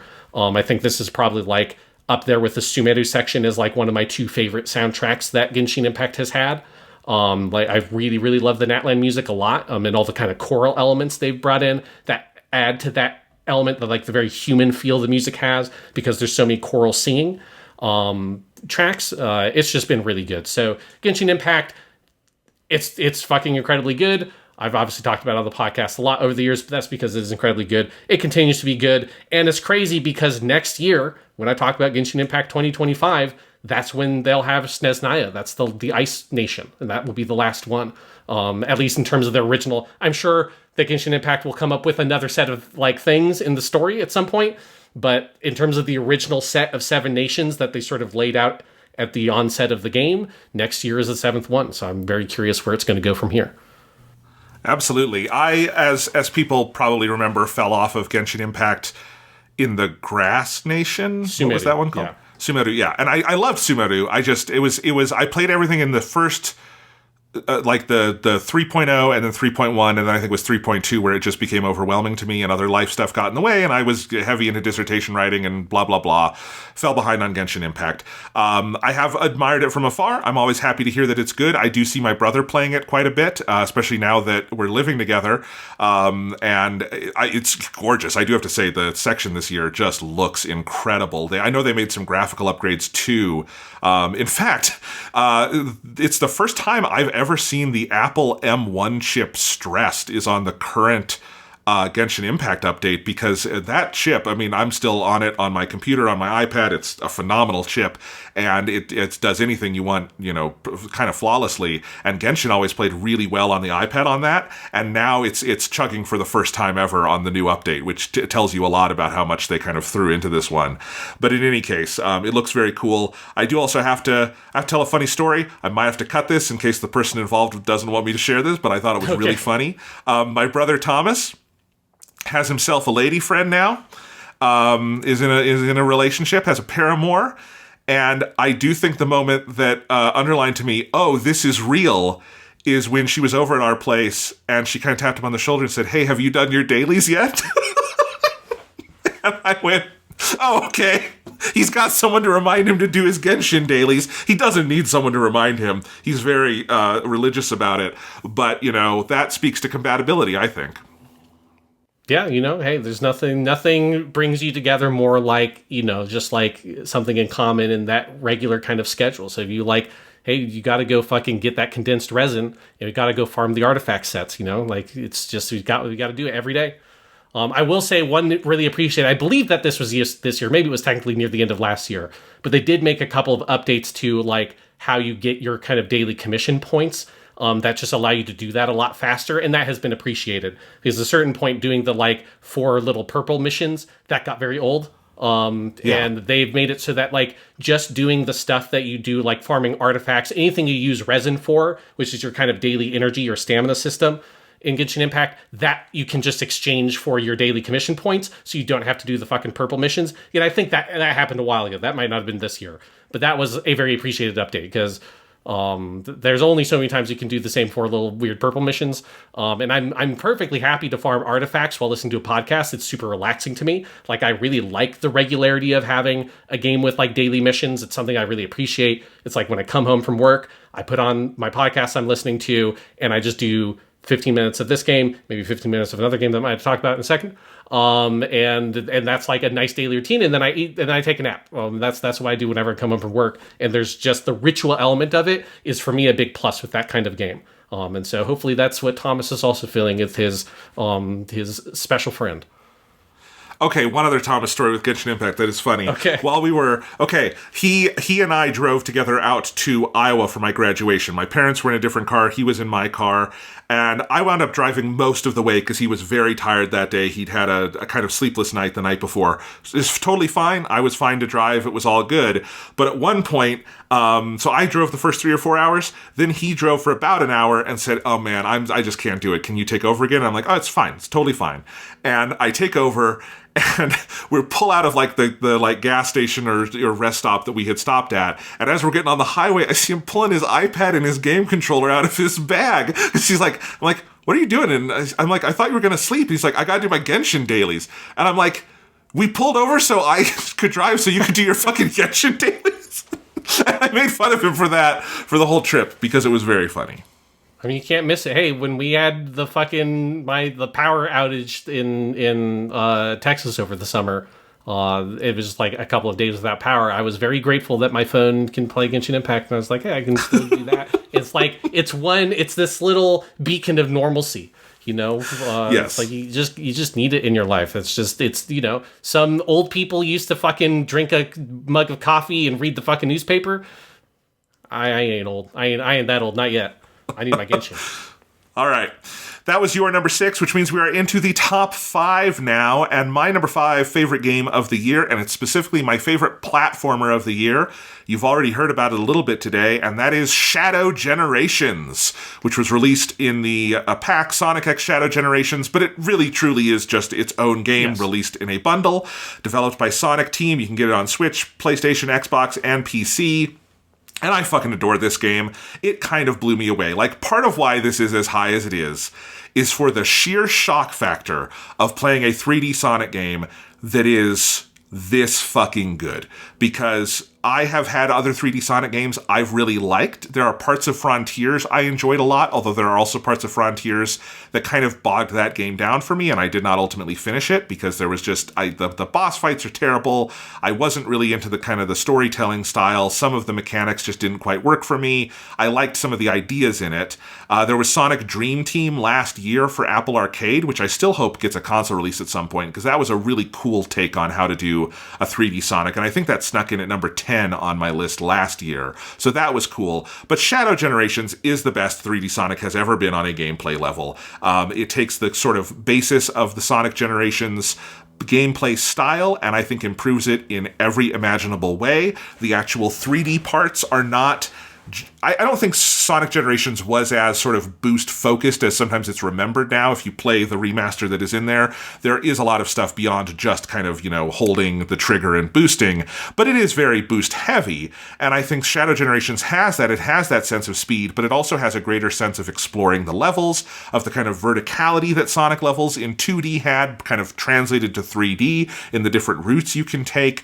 And I think there's a kind of a skill level that you sort of chain together as you play the game that I have not really felt at work in a Sonic 3D game in a very, very long time. The levels are dense, and they are detailed, and they are gorgeous, and they are also edgy in the way you want Shadow to be edgy, and those are great. You also have all of Shadow's new powers that are really cool. And then the other change it makes from Sonic Generations that I think is really important is that it has 2D levels, but it is not a separate version of Shadow. In Sonic Generations, 3D Sonic and 2D Sonic play very differently. And while I like both of them, there is always a little bit of I don't know what to say, an adjustment period when you go from the big, fast, boosting 3D Sonic to the slower 2D Sonic who can only jump, doesn't have a homing attack, doesn't have that kind of stuff. And Shadow Generations is much more seamless, where the 2D levels are really the exact same gameplay ideas, but on a more rigid track. And so they can create sort of more designed scenarios that funnel you into situations that you have to react to.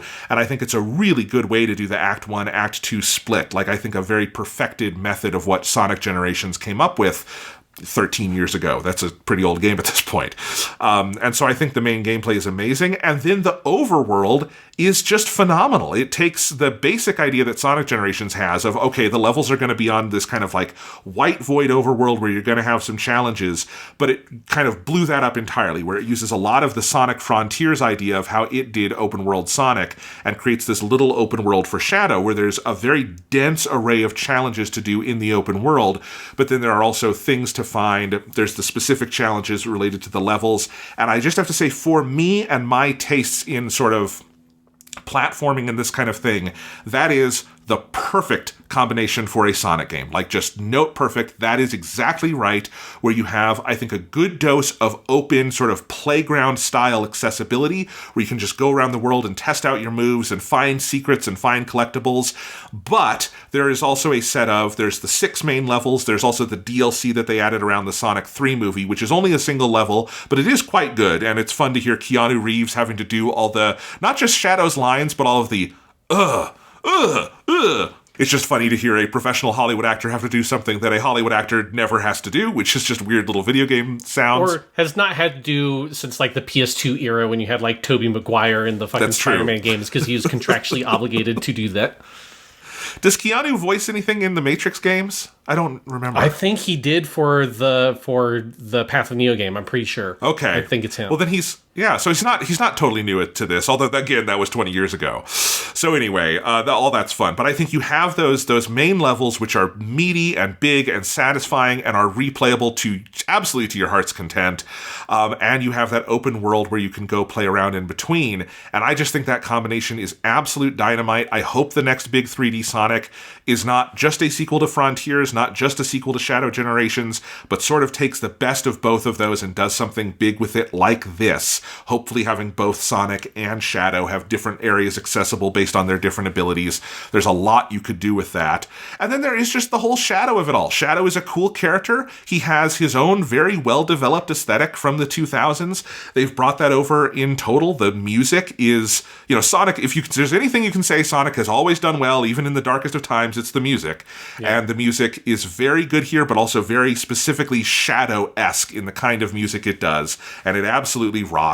When you get to Radical Highway, which is the final stage, and they keep teasing it throughout the game, but the song they put together, the amount of crazy shit that happens on Radical Highway, all the kind of Doctor Strange-esque moving between dimensions things that goes on, they went all out for that final level, and it is very, very cool.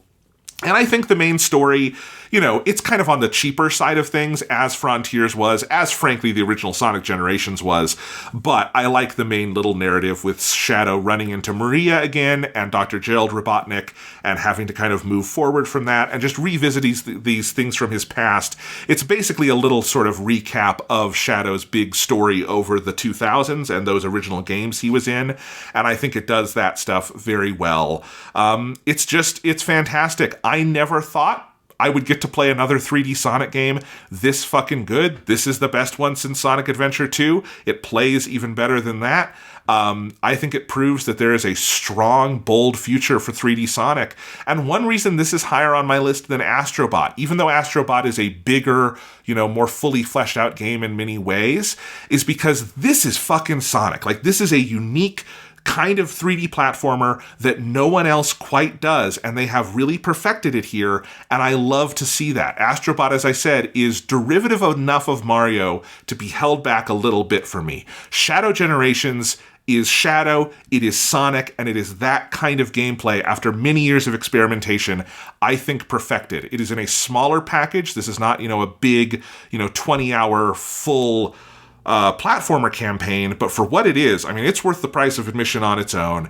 It's extremely good, and it feels like some kind of crazy vindication, both as someone who loved Shadow back in the day on the GameCube and the Dreamcast and everything, but also as someone who's always believed that 3D Sonic has a future. I really, really love this game. It was an easy choice for my top 5. It really took me aback and blew me away, and I want to play it again. It's great. Yeah, it's very, very good. Again, I have not finished it yet. I don't know where it would be on I probably would have gotten into my top 10 if I had finished it. But yeah, it is. I want to echo what you say. There's just something really nice to see something that is so unique done so well. When we have seen it, it just fluctuates so much, with yes. Sonic, and he's the poor guy's just had such a complicated history with video games.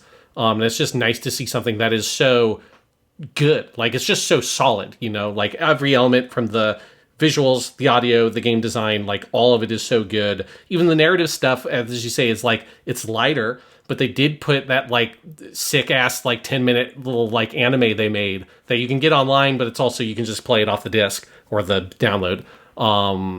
There's just an investment in Shadow, in him as a character, that we have not seen since 2006.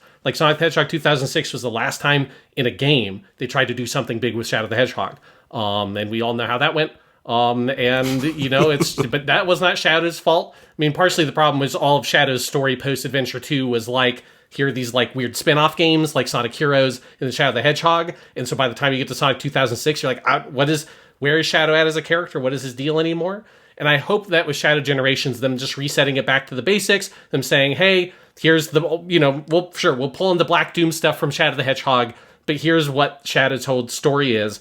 Maybe they can use him in a future Sonic game and do new Shadow the Hedgehog stories that are, and do new Sonic the Hedgehog stories, because Frontiers, like, is sort of halfway there to, like, really trying to, like, fully invest in a brand new kind of Sonic the Hedgehog story. And I hope that we're just kind of seeing Sonic Team build those pieces for, like, a true new era of Sonic the Hedgehog that feels like we're on the verge of really entering.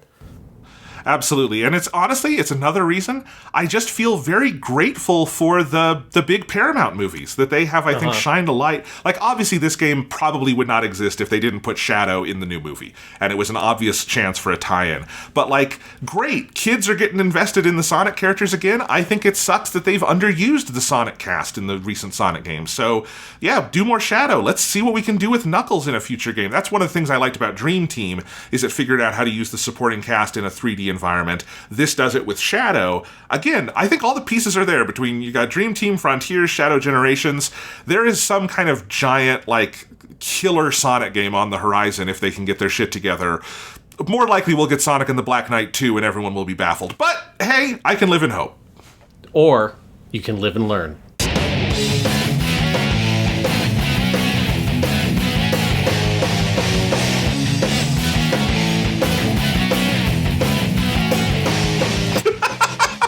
All right, Sean, that's my number 5. What's your number 5? All right, my number 5, this is kind of picking off of my number 6. My number 5 is Zenless Zone Zero, which I'll just go ahead and give it my first award, which is I Can't Believe They've Done It Again award for actually getting me to play another Hoyoverse Gotcha, because I swore I wouldn't do it. Like, when Star Rail was coming out, Honkai Star Rail, I was like, I can't do it. How can I possibly play 2 of these games at the same time?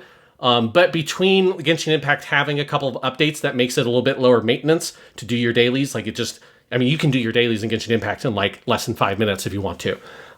Between that and Zenless Zone Zero just being such a different kind of game, they fucking did it again. They got their hooks in me. So Zenless, it's just like, it's a very fascinating game because it's a very action-focused kind of gacha game, which I've never really seen before.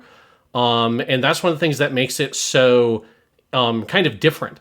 It's just very unlike any other gacha game I've ever played in terms of its primary mechanics. Most of them are kind of like pseudo turn-based strategy and that kind of stuff, right? And it's sort of like how Genshin Impact was, oh, hey, here's a gacha game, but it's also this huge, elaborate, big open world exploration adventure game.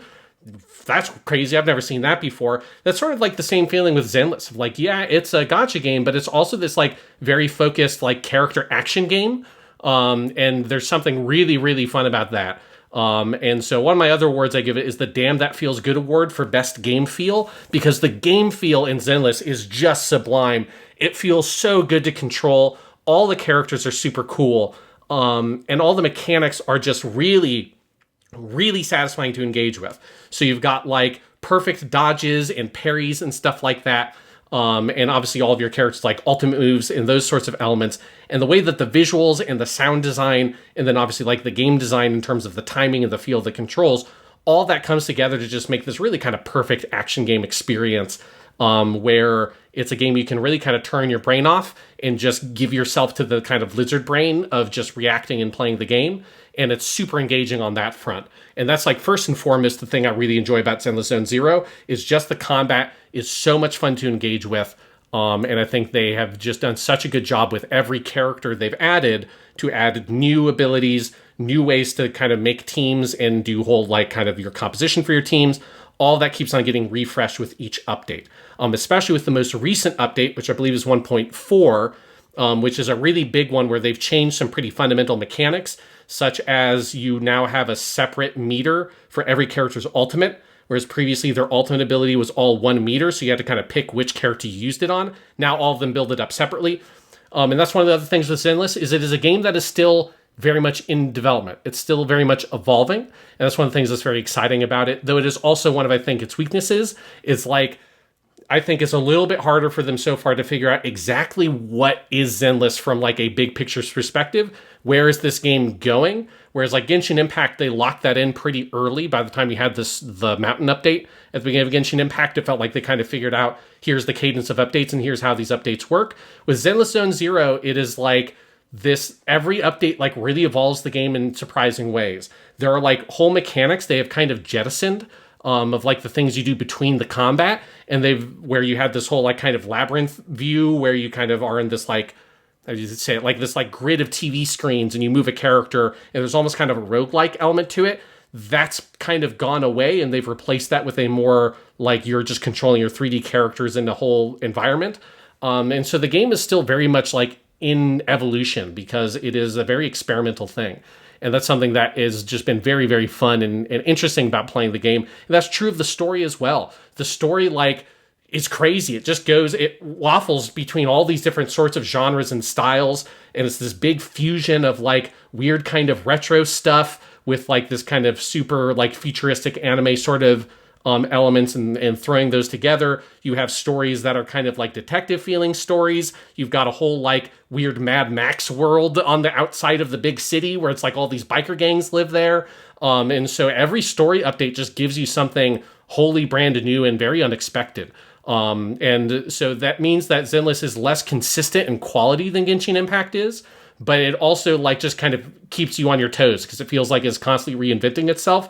And it's just got this very like kind of mercurial energy to it as a game that I do find very engaging. And every update, I'm like, what the fuck is this game now? Like, what are they doing to it? It's kind of crazy.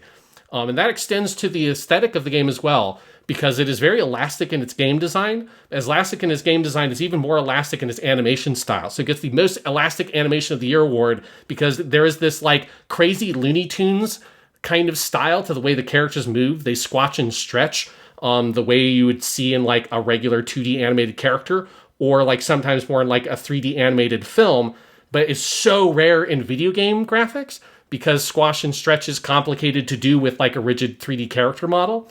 But they have whatever like tech they're using or whatever just sort of like expertise they've developed, both in the cutscenes and the in-game animation. They have found ways to make these animated characters feel really animated. And they distort in ways that are very interesting and just give them this like intense life. And they have gotten better at, in the cutscenes, kind of dialing in that. Because some of the early cutscenes, it was like a bit too much. It was a bit over the top.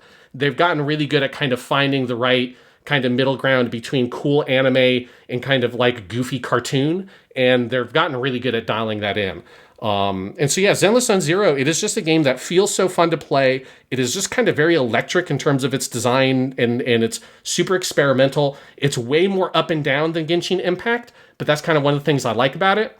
And the last award I will give it is it gets the most Moe Character of the Year award to my favorite character in the game, which is Lucy.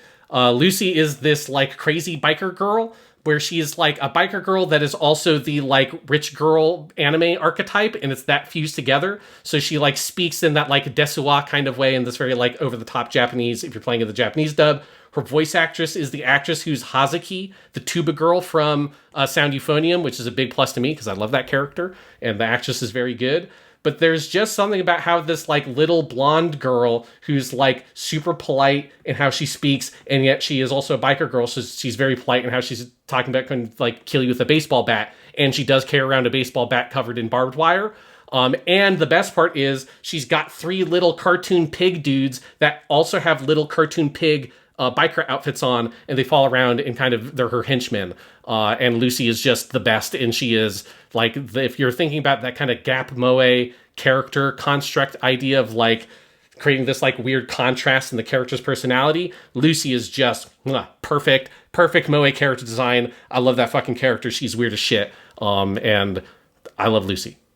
Not the TV show. I mean the character Lucy in Zone Zero. I love Lucy, that character. And I love Lucy. The TV show is also good. Obviously classic, but you know, Lucy.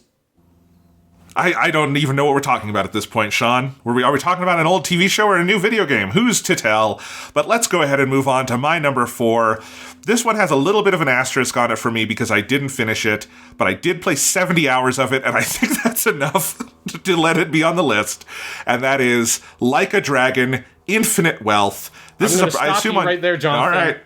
Because now number 4, I'm just going to call it Yakuza 8. Or Like a Dragon Infinite Wealth, because my brain is not as flexible as it used to be, and it's just, goddamn it, whenever I think of this game, it's just Yakuza 8. But yes, that is also my number 4. Well, that's awesome. And I will probably let you talk about it more because you did finish this insane, giant, game. I played an awful lot of this game. Like I said, I played 70 hours.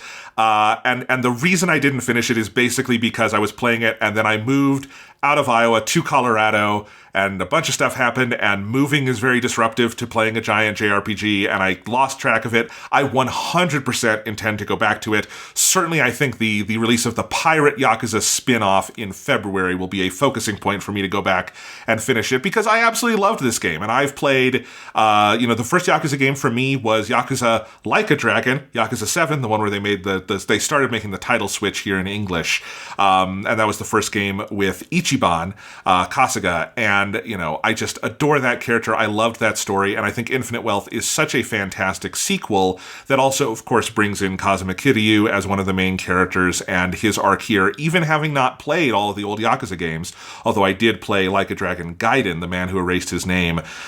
Just love the use of him here. Particularly, I think the game is good at remembering that this is, I think, primarily Ichiban's story, and Kiryu is there to sort of shine a light on him, but also Kiryu does get his own focus, particularly in the back half of the game, which is where I had gotten to. I had gotten to the party split and where the chapters start alternating between the two parties.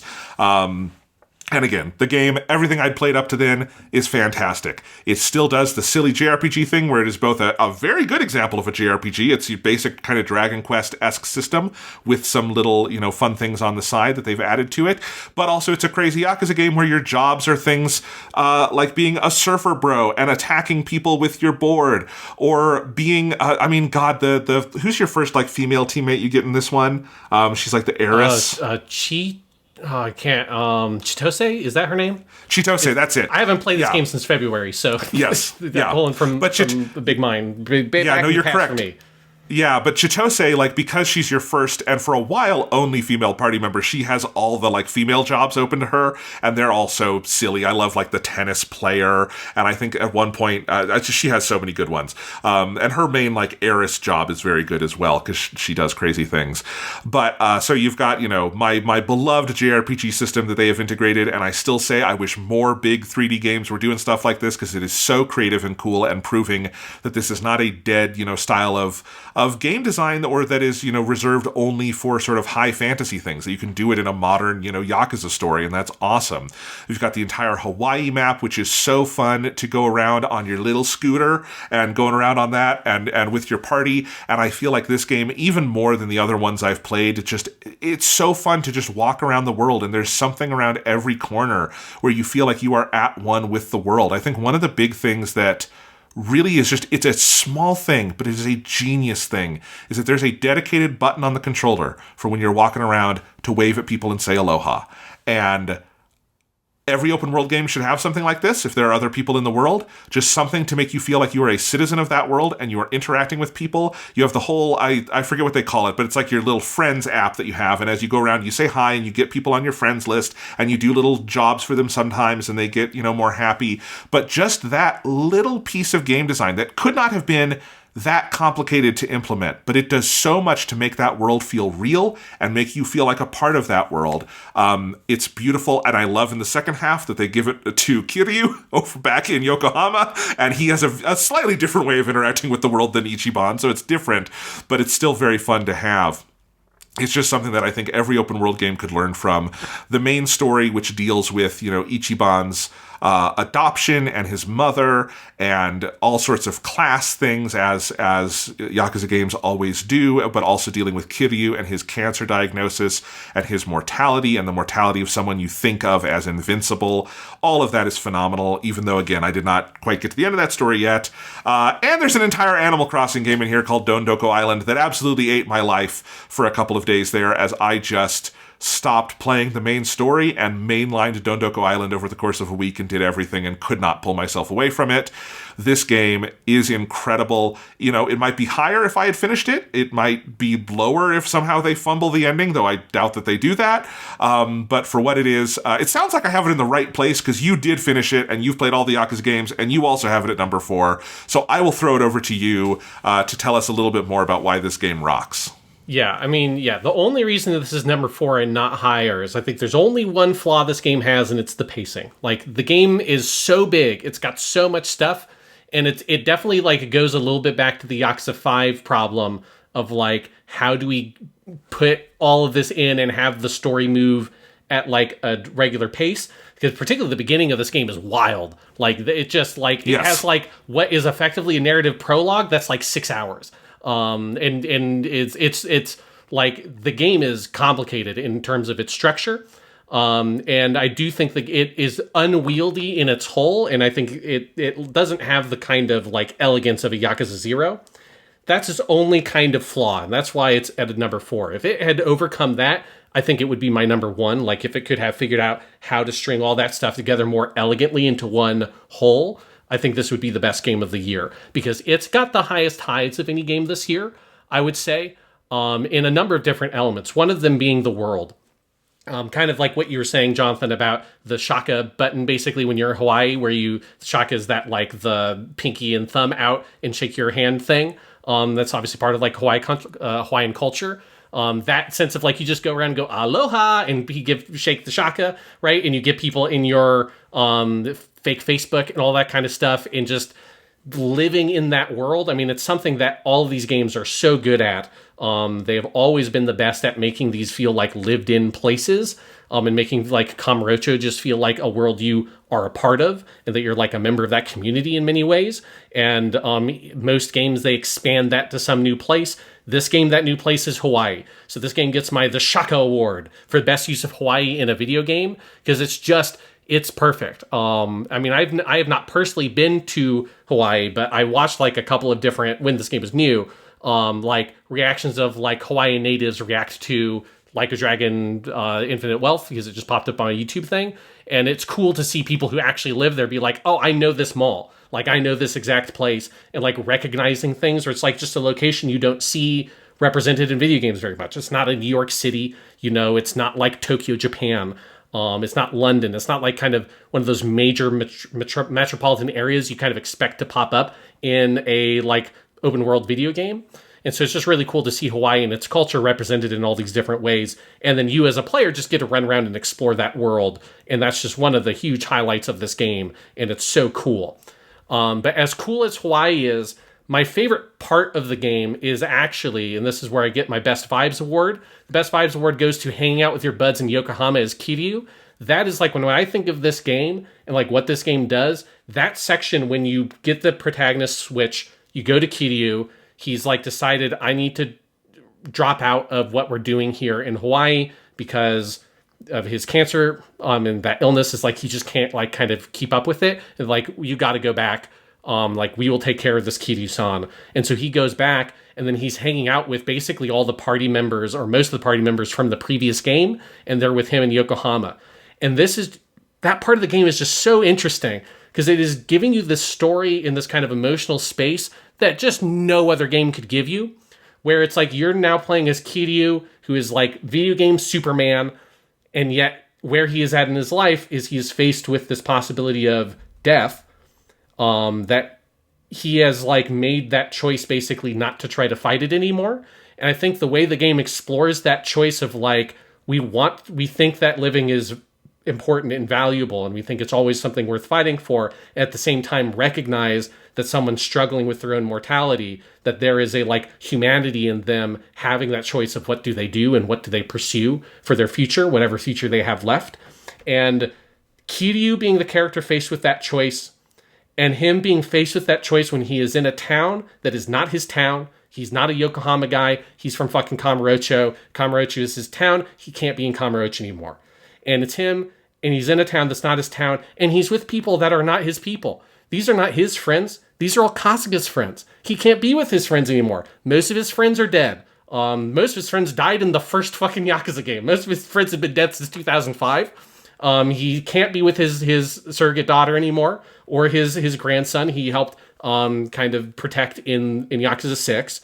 And then a lot of his other friends like Date-san, who comes in the side quest stuff, which is really good, but like he can't be with those people. So it's like it's this guy who is the fucking hero of the world. Like he's just the most amazing person on the planet, but he's in a place that is not his place with people that are not his people, and he's stuck in this place of having to reflect on his life and whether or not it's something worth trying to fight for whatever less like scraps of it he can potentially get, or if it's better to just give up and just like live out the life with like what he can do and just accept that.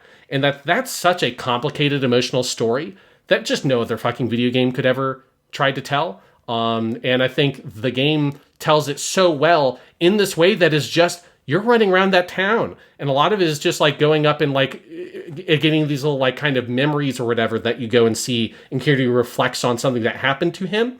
And I think it's always interesting that a lot of it is him seeing something that reminds him of his past, but it's not the thing from his past because he's not in that place anymore. And there's just something like very sad about the fact that this is where Kiryu is, but there's also something kind of amazing about like the testament to the legacy of the life that he's led, that's how much these people whom he barely knows love and care and respect him, that they're willing to like go through all of this with him because they think that he is worth it. Like, that's just such a powerful story. And I think the game it tells that so well and explores that so effectively. And then it all leads into the climax of the game, which I won't spoil, but just in terms of the overall theme of this idea that like Kasuga is the guy who is here to kind of like try to forge a new path to the future for the people of like him, people with this like kind of criminal background from the Yakuza, whatever it is, because the whole game is about like forgiveness and it's about rehabilitation is the central theme of the game.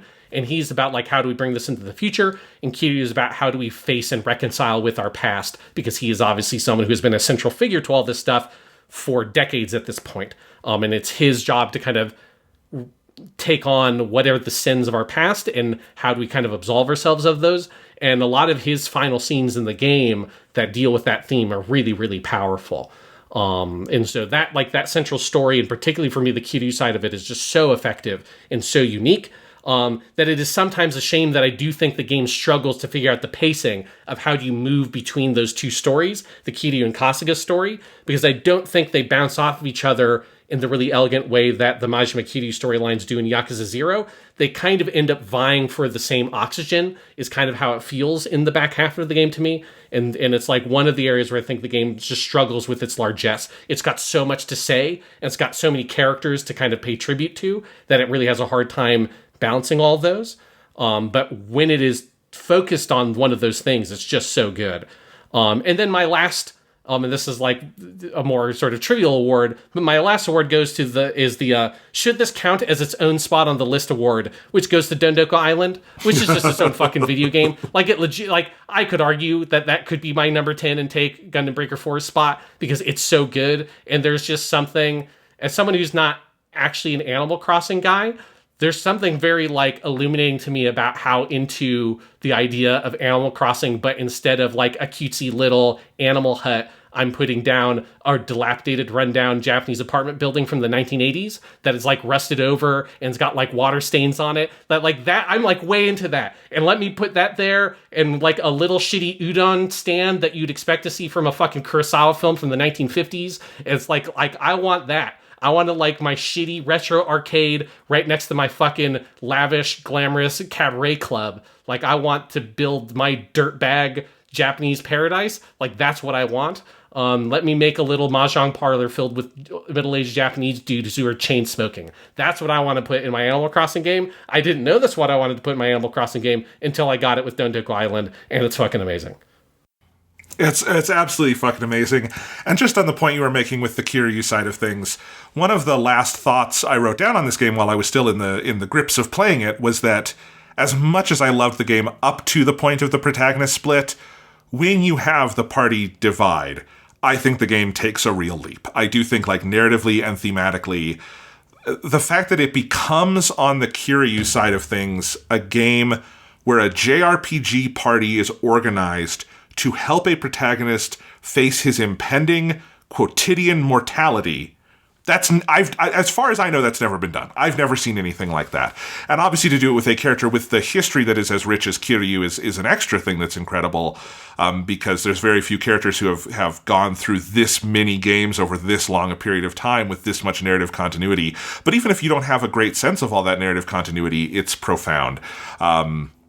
And yeah, this game is great. I can't wait to get back to it. I love it to death. That is my number 4. And it is your number 4, which means we're on my number 3? Yes, that is how numbers work. All right. My number 3, also a giant-ass JRPG. It is Metaphor ReFantazio from the fine folks at Studio Zero, who used to be the Persona people, but now they're the Metaphor people. Really, they were always Metaphor people, but now they just named the game Metaphor. And, you know, we did in the previous episode of Purely Academic an entire big discussion on this game that I'm really proud of how that turned out, because the game, as we said there, is a great game and a great story on its own terms.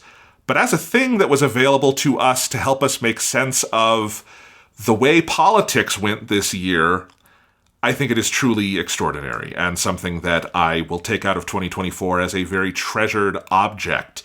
And it's a phenomenal game. It is very much a companion piece narratively and thematically to Persona 5, but where Persona 5 was, I think, very much about the moment, Metaphor is about the ideas. It takes a step back and it takes a bigger, 50,000-foot view of history and of philosophy to kind of ask the bigger questions that I think we are all grappling with, but sometimes we are so inundated with the day-to-day of politics and of the news that it's easy to forget the basics that I think we need to ask ourselves, which is how do we want our society to be structured? And what do we think needs to be asked of us in structuring that society? And those are the kinds of questions Metaphor asks. And it doesn't just ask, but it takes extremely seriously. And it takes with a very, I think, sober and smart lens of how do these ideas actualize themselves in the real world, because it isn't as simple as utopian thinking, and it isn't as simple as going and killing the big god in the sky and letting everything be okay, because this is a game where you do fight a big godlike monster at the end, but it is not a kill god ending. It is a kill a specific man who's become magical ending. As you, I am sure, are going to talk about, Sean, Louis Guillaume, however you say his last name, is one of the great characters in recent video game history, certainly one of the great villains, brought to life phenomenally by Nakamura Yuichi. Of course, the entire cast for this game is great. This might have the most loaded Japanese voice cast I've ever seen in a video game. And yeah, we could ramble on about it. We did an entire podcast. I don't want to belabor the point too much, but I think I would probably place it a little bit under Persona 5 in the catalog of games this team has made. But that is I think Persona 5 The Royal might be the best game ever made. So don't take that as too much of a hit on the game. I still love it. I think there's little pieces here and there in the gameplay where it feels like something is missing that in Metaphor ReFantazio, the Golden are going to be fixed. I think there's a missing dungeon somewhere in this game. And I think there's some little things that could be added and tweaked here and there. But on the whole, I think what they've done in evolving the Persona formula in a very different direction on the actual gameplay mechanics side, and then in telling a very different, more novelistic, less anime story on the narrative and with the questions it asks, and I think the depths it goes to in the end. There's no other game I would have rather been playing after November 5th this year. And there's no other art object this year that helped me make sense of the world we were in as much as Metaphor ReFantazio. That's why it's here. It's a great game. It's a great game. It's probably on my list. We will see if it made the cut or not. All right. My number 3 is a game you talked about a little bit earlier, Jonathan, is Astrobot, which is, I believe, the first platformer that's been on my list since Astrobot was on my list with Astro's Playroom a few years ago. Yes. So, I'm not a big platformer guy. And, my platformers basically is, I really love Sonic games. But Mario has never, fully grabbed me. I mean, I really like Super Mario 64. And maybe my great curse is that then after that I played Super Mario Sunshine. I was like, maybe Mario games aren't for me, and kind of fell off Nintendo consoles. But there's something with Astrobot, as someone who's not a big fan of platformers, this is not my main genre I go to, that I just think this game is so just kind of perfect in its structure and just perfect as this nice little thing that is gets my special recognition for being a great game in 2024 that isn't an 80+ hour monstrosity as almost every other game on my list other than Gundam Breaker 4 and Dragon Ball Sparking Zero. Other than those two, every other game I played this year I played for at least 80 hours. That's just because that's where the industry was at this year, was we're making gigantic fucking JRPGs, and that's what every other game's going to be, and that's great. I love gigantic JRPGs, but there's something nice about, let's have this super focused game that is here are these small levels. Most levels take you 5 minutes, maybe 5 to 10 minutes to play through. And you just go through like a decent chunk of levels, you get a big boss fight, you get another chunk of levels, you do that 4 times, and then the game is over, you got some extra challenge levels, and you can go get the collectibles. It's such a tight, focused package that is so much about like, here's new gimmicks, here's new game mechanics, here's just like some new stuff, and you play this, and you have fun with it, and then you move on to the next thing. And it is not trying to be like the deepest game in the world, but honestly, that's what I like about it. Like, I don't think I'd be into this game if it was trying to go like further down the like, okay, and now here's like the dark side levels of Astrobot, and you play through and it's like the super hard version or something like some platformers will sometimes do. And I'm just like not into, I don't want to do like super complicated jumping like puzzles and stuff like that are like really tight timing. That's just not my interest in this kind of stuff. And I really like the like, we're just here for the fucking vibes, and we're here to have a good time and just get the music. And it's just all about the game feel and the music and the aesthetics and just being happy and having that in a super focused package. And man, that was a fucking game I needed in fall this year amidst every other game that was like this gigantic fucking thing. And so like, not only as a breath of fresh air for like the PlayStation platform, which obviously it is, just for like the video game industry in 2024, Astrobot, when I look at the rest of my list, I'm like, oh, thank God, Astrobot, that you were here to like just give this like, you know, kind of like mint after like your like meal kind of thing. It's just a super refreshing game that's so adorable, and there's just such a great energy to it. And a big part of that energy is the super tactile feel of the game. We're talking about a lot about that in our podcast on it, that it really emphasizes using the DualSense controller to make it very kinesthetic for the player. And I think that's one of the things that really attracted me to the game and kept me like coming for more, is when they add a new mechanic. It's not just that the new mechanic does something different in the game world and you get different puzzles around it. It's just, it feels different in your hands. There's like a very physical quality to it that's super satisfying. And for me, amongst all the power-ups, my most satisfying power-up goes to the frog hands, because I fucking love those frog hands that you shoot out with the R2-L2, and it just like makes this like bonk, bonk, bonk sound when you do it. You can like keep it extended and do the spin attack, and it spins around, and you can grab onto stuff and fucking pull it out. There's something about just like his little like boxer like hop he does when he does his little punches that I love about the frog hands to death. And it's just amongst all the really great mechanics in this game. You've also got like the time stop mechanic, the one level that does like the big small mechanic is really good. You obviously have like the jetpack and stuff, but the frog hands are just so satisfying to use. And then also Astrobot has its whole like weird host of like goofy cameos. That is a thing that I personally really liked, you know, like I'm happy to have, instead of just your collectibles being a big floating gold coin, it's nice to have it be like something that has a little bit of a gag to it. And so there's something exciting about finding all the collectibles, because I want to see what's like the next joke, or like how many like PS1 JRPG protagonists with a bandana are going to be in this game, because goddamn, every JRPG protagonist in the 90s had a fucking spiky hair and bandanas. And amongst all those bots, the best bot, without a doubt for me, is the Kiryu bot. I know I'm a big Yakuza dude. I just talked about Yakuza 8 for like 30 minutes. But the Kiryu bot is so good, because the gag of him standing under the Kamurocho arch and then you going and punching him in the little like hub world, and he just is dropping random items like mahjong tables, and here's a fucking golf club, and here's like a dart, and all the different sort of goofy things, a karaoke microphone that he has in the game. As a big Yakuza fan, that was like the dumb cameo bot that really resonated with me, because I just thought that joke was, they put so much effort into modeling and animating this very dumb throwaway joke for Yakuza. And I'm sure that there are people for whom like Vib Ribbon is their like most transformative game of their entire life. And when the Vib Ribbon rabbit shows up, they're like, oh my God, it's the Vib Ribbon dude. And I for me, Kiryu, I really enjoyed that dumb little cameo for the Kiryu bot. But yeah, overall Astrobot, it's like, it is not, I think, like the deepest game in the world. It's not trying to be a super complicated game, but there is just something about its whole presentation, the experience of playing it, and just watching, like letting the aesthetic and kinesthetic experience of the game wash over you.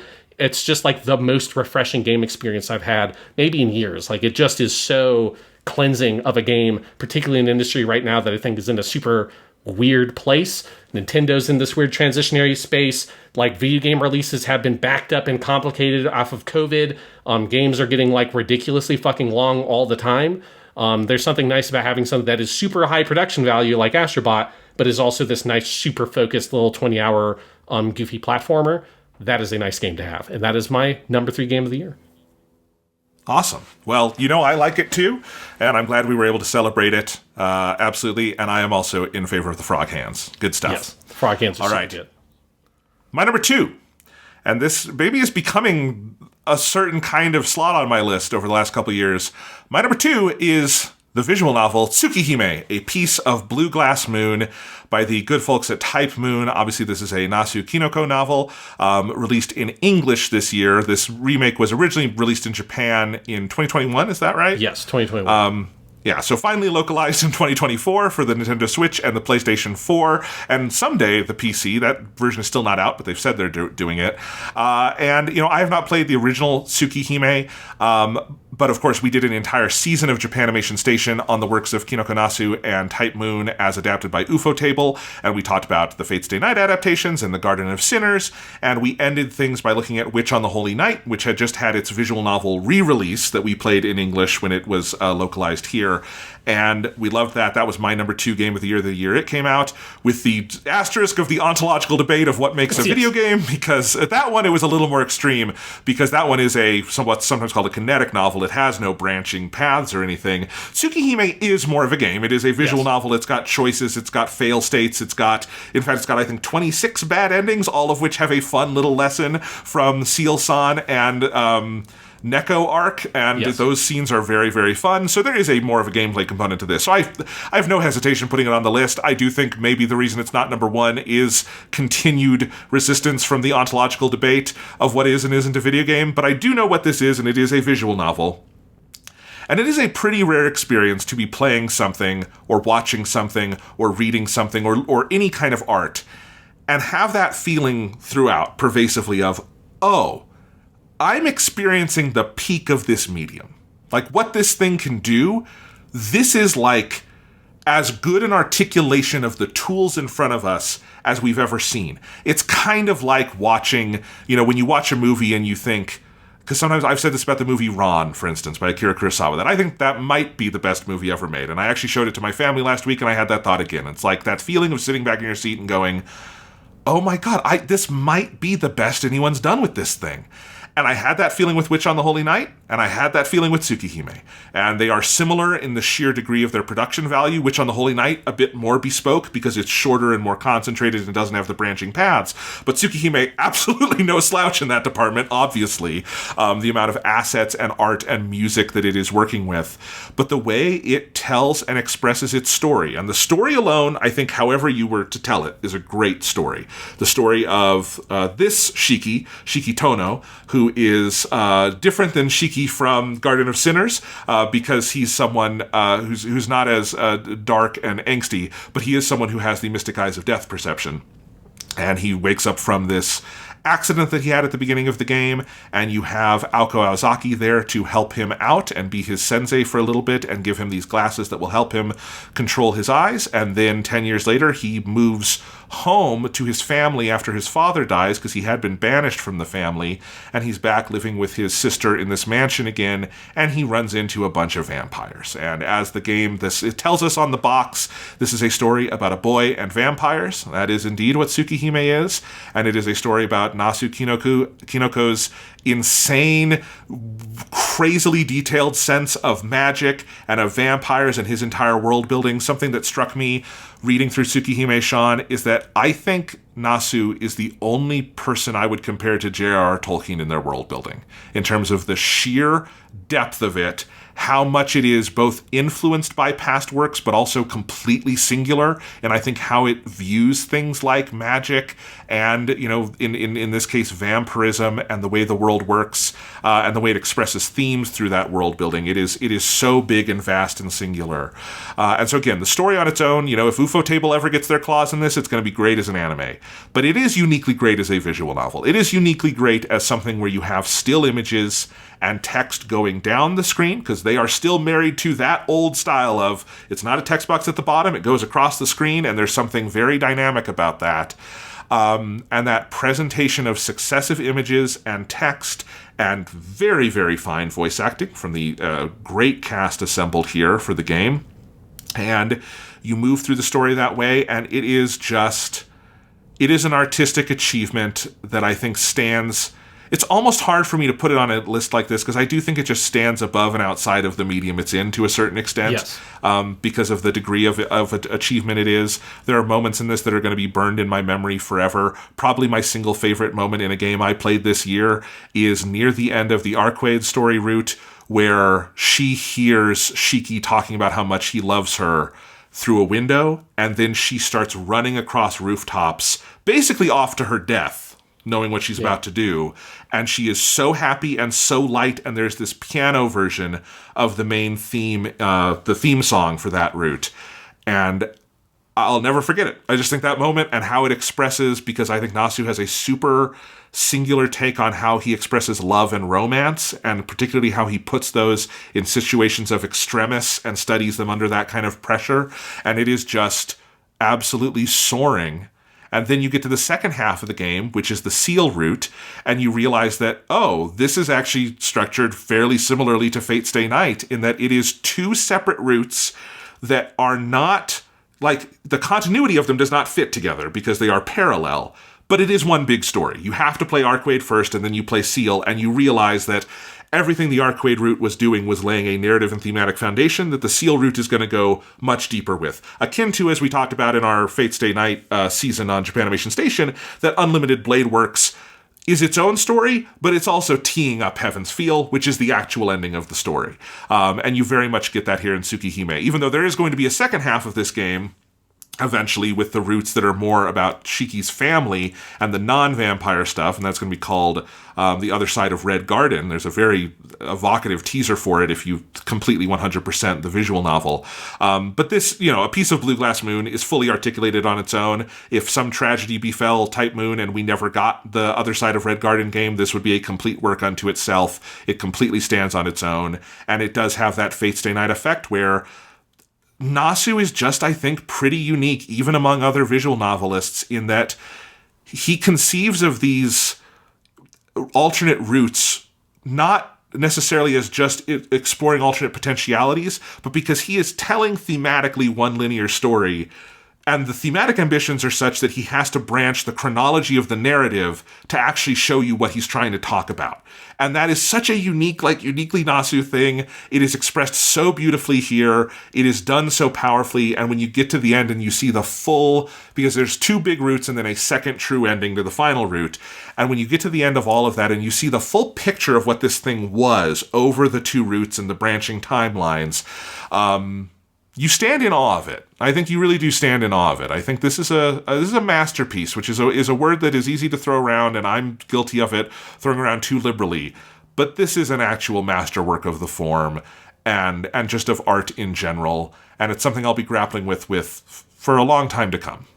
Yeah, I mean, I completely agree. It's like I said, it's in my honorable mentions because it would be my number one. Like, if I'm just going on, like, putting the video game comparison thing out of it, and I was like considering, well, what if I put novels on this list? What if I said, I've recently read East of Eden from John Steinbeck. I'm like, well, East of Eden as well. Like, is East of Eden better than Astrobot? I mean, it's a weird comparison, but I mean, yes, East of Eden is better than Astrobot. I don't know how I'm comparing that, but like, which do I think is a greater artistic achievement on its own merits? Yes, East of Eden is superior to Astrobot.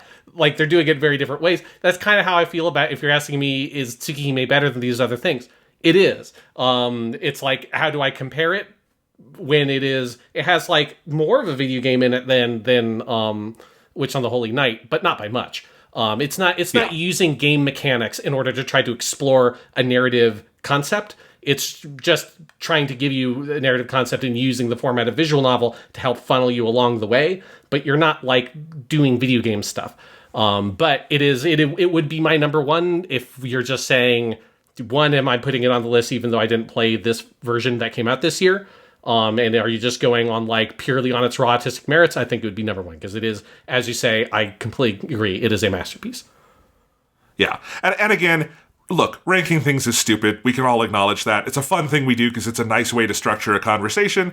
I don't know how to rank this. It's at number 2 because it's a video game list, and so there was one other game that I thought as a game was, blah, blah, blah. It's a masterpiece, and maybe one day we'll have to do a bigger episode on it. Certainly, maybe if Other Side of Red Garden comes out eventually. But yeah, and I've got that Fate Stay Night remastered edition sitting on my Switch, and I haven't gotten to it yet, but I'm so excited now that that's out in English and accessible on consoles. Is awesome. So that's my number 2. I was kind of hoping the surprise was that you had secretly played that, and that number 1 was just going to be Fate Stay Night. Fate Stay Night. It would qualify. It would technically qualify for the list under our rules because it has never had an official English release before. It would be a very funny thing to do. Be like, and the number 1 is a visual novel that came out fucking over 20 years ago. All right. That's my number 2. What's your number 2? My number 2. This is truly a game I have never mentioned on the podcast because I have not talked to you, Jonathan, since I started playing this game. Okay. My number 2, this is a game I had been meaning to play for like the entire year, and then finally winter break came around, and I basically dedicated my entire winter break to just playing this game, because this is another gigantic 80-plus hour monstrosity. It is the game Unicorn Overlord. It is the new game. I didn't make it to this one, and I'm so bummed. I'm so bummed. For people who don't know, because again, we've never talked about it on the podcast, this is the new game from Vanillaware, who their previous game from 4 years ago we talked about when that game came out was 13 Sentinels Aegis Rim. And Unicorn Overlord is obviously very fucking good because it's number 2 on my list. This was one where as I was playing it, I was like, is this maybe going to be my number 1? And I don't think it quite gets there because the narrative is fine, but not great. But this is a game that is not about really the story. It is a game about the mechanics. The first award I'm going to give it is the most unexpected follow-up award because this game is like the mirror image of 13 Sentinels Aegis Rim. If you remember that game, 13 Sentinels is a game whose primary thing is this very complicated, interwoven narrative with 13 different characters, 13 different stories that are all exploring this really heady, complicated sci-fi scenario that you're playing. And that's like the main focus, and it's kind of has this adventure game sort of presentation, and it's incredible. But on top of that, it's kind of easy to forget that game did have this strategy game layer where in the present day in the story, all the characters were in their mechs fighting off this invasion. And so you had this light sort of real-time tactics strategy game that was fun, but very thin. The Unicorn Overlord is the exact mirror image of that because Unicorn Overlord has this very sort of basic, well done, but very basic, simple fantasy story that is about a prince in this sort of generic fantasy world whose kingdom is taken over when he's a little kid. He's ferried off to this little secluded island by the most trusted knight of the kingdom. And then when he comes of age, he comes back to try to reclaim his kingdom, but also liberate the world from Zenoira, which is the evil empire that has risen up that took over the kingdom of Cornea and that's taken over the 4 other kingdoms around Cornea as well. And so you have to go liberate your kingdom and the Desert Kingdom and the Elf Kingdom and the Beast Kingdom in the north and then the Angel Kingdom in the west. And so it's this sort of very standard fantasy story that honestly, if they just added a little detail that the main character had secretly lived in our world and got hit by a truck and he died and he was reincarnated in this world as a prince and it was an isekai story, I wouldn't fucking bat an eye at it. It is one of those through and through. It just is not technically an isekai, but it's that kind of generic modern anime fantasy setting. It's good, not great, just fine. It works. Underneath that, though, is one of the most mechanically dense tactics games I have ever seen. So it gets the Black Hole Presents the Mechanical Density Award for just having all the game mechanics. Because I think your instinct is to go to Fire Emblem as a comparison point because it's a tactics game that is set in a high fantasy setting. But it's Fire Emblem is not a particularly good actual touchstone because this game is not about having individual units of here is my knight and he goes and I move him on the grid and then he fights this other character that's an archer or whatever. It is about your units are a little squad of up to 5 characters that are on a 3x2 grid. So you've got a front layer of 3 characters, a back layer of 3 characters, and there's going to be 1 empty spot. And you kind of, as you go through the game, you unlock more. So it starts where you can have 2 characters in a unit, then you can have 3, 4, then ultimately you can have 5, however you want. And all those characters in the unit or in the squad can be different classes, obviously. So this is like the huge difference between it and something like a Fire Emblem or an XCOM or other similar sorts of like tactics games, is that there's this whole other layer of the game that's not just I'm moving my character on the board and using their abilities. I'm like constructing this very kind of bespoke unit that's thinking about how do I use all the different characters I have available with their huge variety of different classes to create a synergy within this unit. So I've got maybe shield characters up front, and I've got like some archers in the back with maybe a mage character, because the magic is good against armored characters, but archers are good against non-armored characters. You can have flying characters and non-flying characters. Characters that are really good at dodging versus blocking, which are good against certain things. And so there's a very wide variety of classes. And then with each of those kinds of archetypes of classes, there's a lot of variety, because here's kind of like the elf version of that. And they can do some magic spells on top of this sort of regular thief moveset. Or here's like the beast version of the big shield guy, and he's got some different kinds of moves. So there's like a lot of classes, and each class has a lot of different variations that you get as you go through. And so a big layer of the game is how am I constructing these units?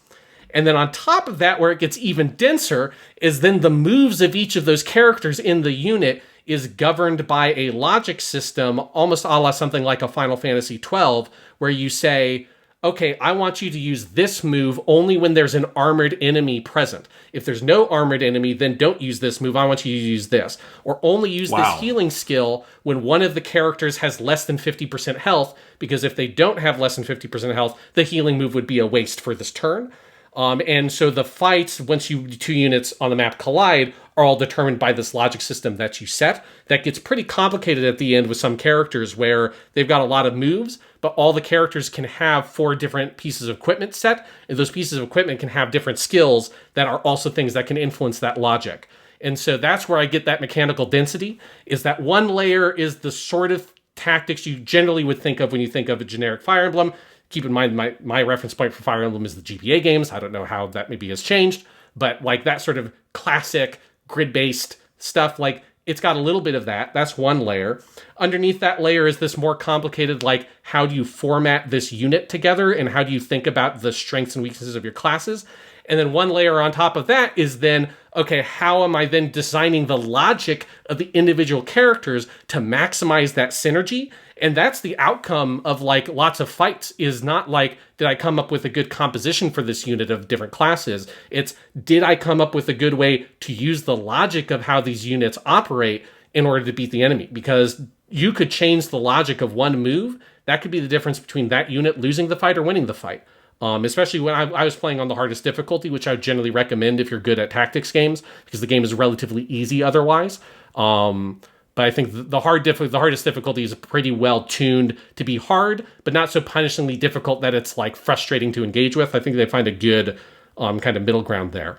So that's the tactics level, and it's really addicting because it's got that sort of Fire Emblem or XCOM-esque thing of where there's this just great sense of progression where you want those units to level up, they can rank up to better versions of the classes, and you just get a lot of affection for individual characters because of how they work in the tactics level of the game. And so there's some characters like Rolf, who's the first archer guy you get, that I just love him because he's so good, and it's like having an archer in like a really pinched situation is so critical. And so there's a lot of characters like that where you just develop a lot of affection for them because you just get like, you kind of design a lot of your strategy around them because you get really good at figuring out their moveset and their strengths and weaknesses.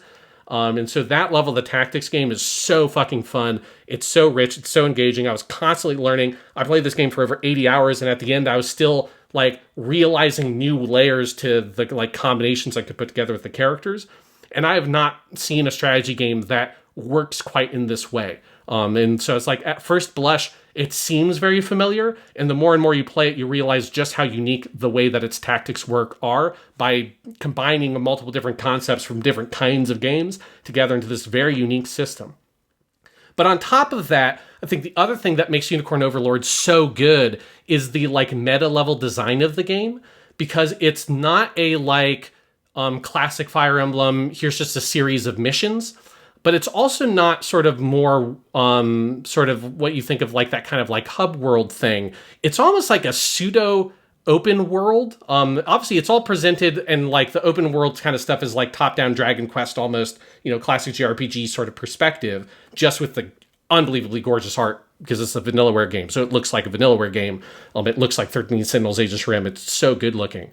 But it's got this sort of almost open world element of where you're riding around in the world as your main character, Elaine, and the enemy has captured everything in the world. So you come upon these missions, and there's a wide variety of, some missions are like really quick little things where you just like liberate a single fort. And it could be like a 5-minute mission where you use 2 units and there's like 5 enemy units and it's like a little tactics puzzle almost. And it's just super quick and super fast. And when you liberate it, you sort of like, okay, now I have this fort. I can buy supplies from it. I can use a character to garrison the fort and stuff like that. So you're sort of like taking over territory as you run through the world. But then you also have like bigger missions that are the ones where you might get a whole new playable character. And those could be 30 minutes to like the longer ones to like an hour. And then you have like the main quest missions that are usually going to be about an hour, which are a few and far between, but they're big, very elaborate, have usually unique mechanics in the strategy layer of how you move characters around the map to sort of like deal with. One thing that's cool is that all of the maps that you play on in the tactics are just embedded in that kind of open overworld. So it's like everything you're seeing, there's really no difference between the visual presentation of the tactics game versus that open world exploration. It's all just embedded into one big thing. And so there is this very seamless sense of I'm exploring this big world of Cornea in the other countries, and I'm like taking over this territory and taking it for myself, and then also building up this alliance between all the other kingdoms and races in this world that I'm going and helping liberate them, and then they start joining your army to fight with you. And in that respect, the story, while it is simple, is very fun because you're just constantly meeting new characters. And there's just this simple gratification of taking over this territory and like bringing peace to the world in this land. And there's just like a simple goodness to the main character and stuff that is just very like simple and appealing in that simplicity. And then the other big thing about the game, and you really can't undersell this, I give this my PlayStation Vita presents the best game to play on a big-ass OLED TV award, because as is often the case, and we've talked about this before, like, you may think that like what you want your big fancy TV for is your super complicated, AAA, like super complicated $100 million budget game. No, you want it for like the weird game with a bunch of hand-drawn art that just is so gorgeous and uses the layers. And it is like, it is the showpiece for my OLED TV now, is like, look at this game. Like, I've shown it to my dad. I showed it to my brother. Like, look at how good this game looks. Like, the colors are so vibrant. The character designs are incredible. I am just flabbergasted about the number of unique characters in the game, because there's got to be like 70 something totally unique characters in this art style. Like, this is not a simple game in terms of how it's giving its visual presentation. And I thought like 13 Sentinels felt like kind of luxurious in the number of characters you had that had like such high fidelity, gorgeous 2D art that was animated in all these ways. This has just like 3, 4, 5 times that. It's crazy. The world looks so good. The characters look so good. The battles look awesome. And it's just the way those colors pop, especially with an OLED TV. It does feel like playing a PlayStation Vita game, because it's the kind of game you'd get on a PlayStation Vita, a la Dragon's Crown, which was Vanillaware's game on the PlayStation Vita. But yes, Unicorn Overlord, it's the best looking game I've played this year. And it is just, in terms of you want raw tactics gameplay, but with a like framework that you've never really seen before. And this game is really, really fucking cool. And you also just have to shout out Vanillaware for just being like one of the coolest development studios in the business, because these people never make the same fucking game twice. Like, this is such a just huge swing. It's so different than 13 Sentinels, which in and of itself was so different than Dragon's Crown, which in and of itself was so different than Odin's Sphere. Every game they make is just a totally different game. It's in a different genre. The one thing that unites it is the gorgeous art and gorgeous music. And it's like, you got to really respect the studio for just always going out and making something crazy. And while one part of me really wants the Unicorn Overlord 2 because it's just that good, I think the really thing I want is like whatever the fuck they're going to follow up with this is something I couldn't possibly anticipate in the exact way that I would have never guessed in a million years after playing 13 Sentinels that this game would be their follow-up, and it's a hell of a game. And this game is my biggest regret of 2024. I have a list of games I wanted to play, didn't get to. This is the top of that list, absolutely. And I had thought about trying to do it over the Christmas break, but then my Christmas break wound up being, graduation and moving and all this stuff. And do you think I could have fit Unicorn Overlord in there, Sean? Oh no! Like this is because not only is this it's a good break game because I would have had a hard time, I think, playing this game during the school year because it's like you can play it in smaller bursts because it does have lots of smaller missions that are a little bit easier to play, but it is very mentally taxing. As these games tend to be. So it's like, it's a perfect game for a winter break, but maybe not a perfect game for a winter break where you're like, going to Iowa, and then now I have to go, find a place to live, and I'm getting ready for a new job. That feels like a bit much to then throw Unicorn Overlord on top of that. Yeah, that's why I've been playing Vampire Survivors. Yes. All right. My number one game of the year, Moment of Truth, and it is Dragon Quest III, the HD 2D remake, developed by Square Enix and Team Asano. You can get on Switch, PlayStation, Xbox, and PC. And so here's the thing.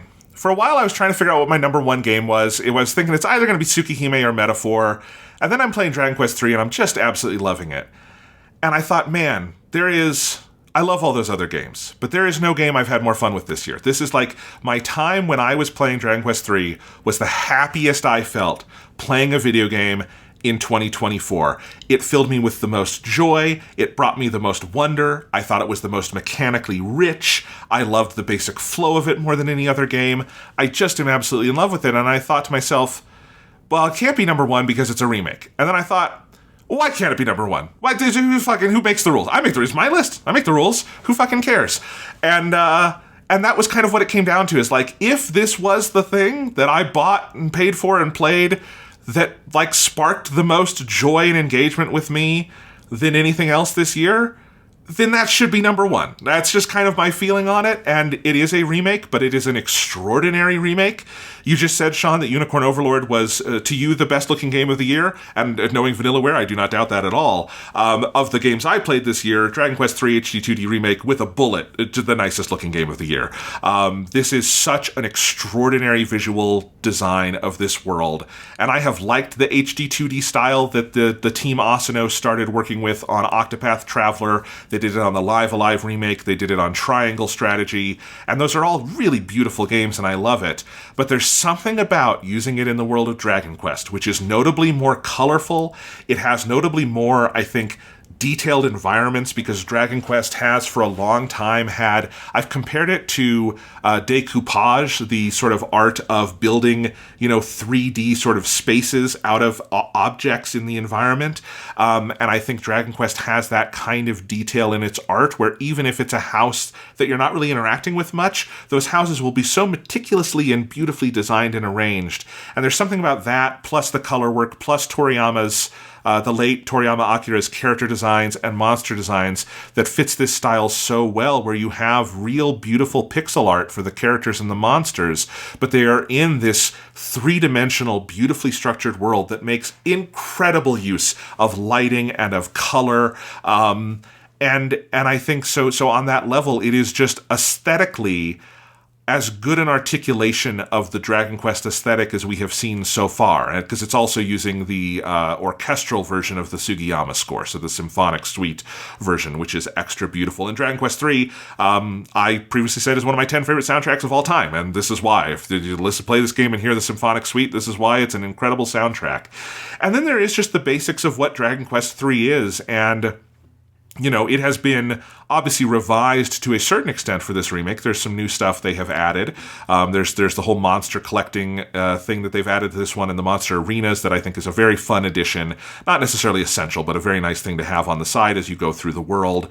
But it's just the basics of, this is the classical JRPG done kind of to perfection, where the basic flow of the game of going to a town and talking to everyone and getting information, and then going out and exploring the world with the knowledge you have accumulated and finding the next place and doing what you've got to do, and then building your knowledge from there. There's an option to play this game with mission objectives on the map. I would really recommend turning that off, because I think so much of the game is about engaging with the world in a very thoughtful, meaningful, purposeful way. And that's just something I love in video games, as evidenced by the fact that I love, Metroid games as well. Anything that asks you to really go out and actively explore the world is something I'm super duper into, and I'm very into it here as well.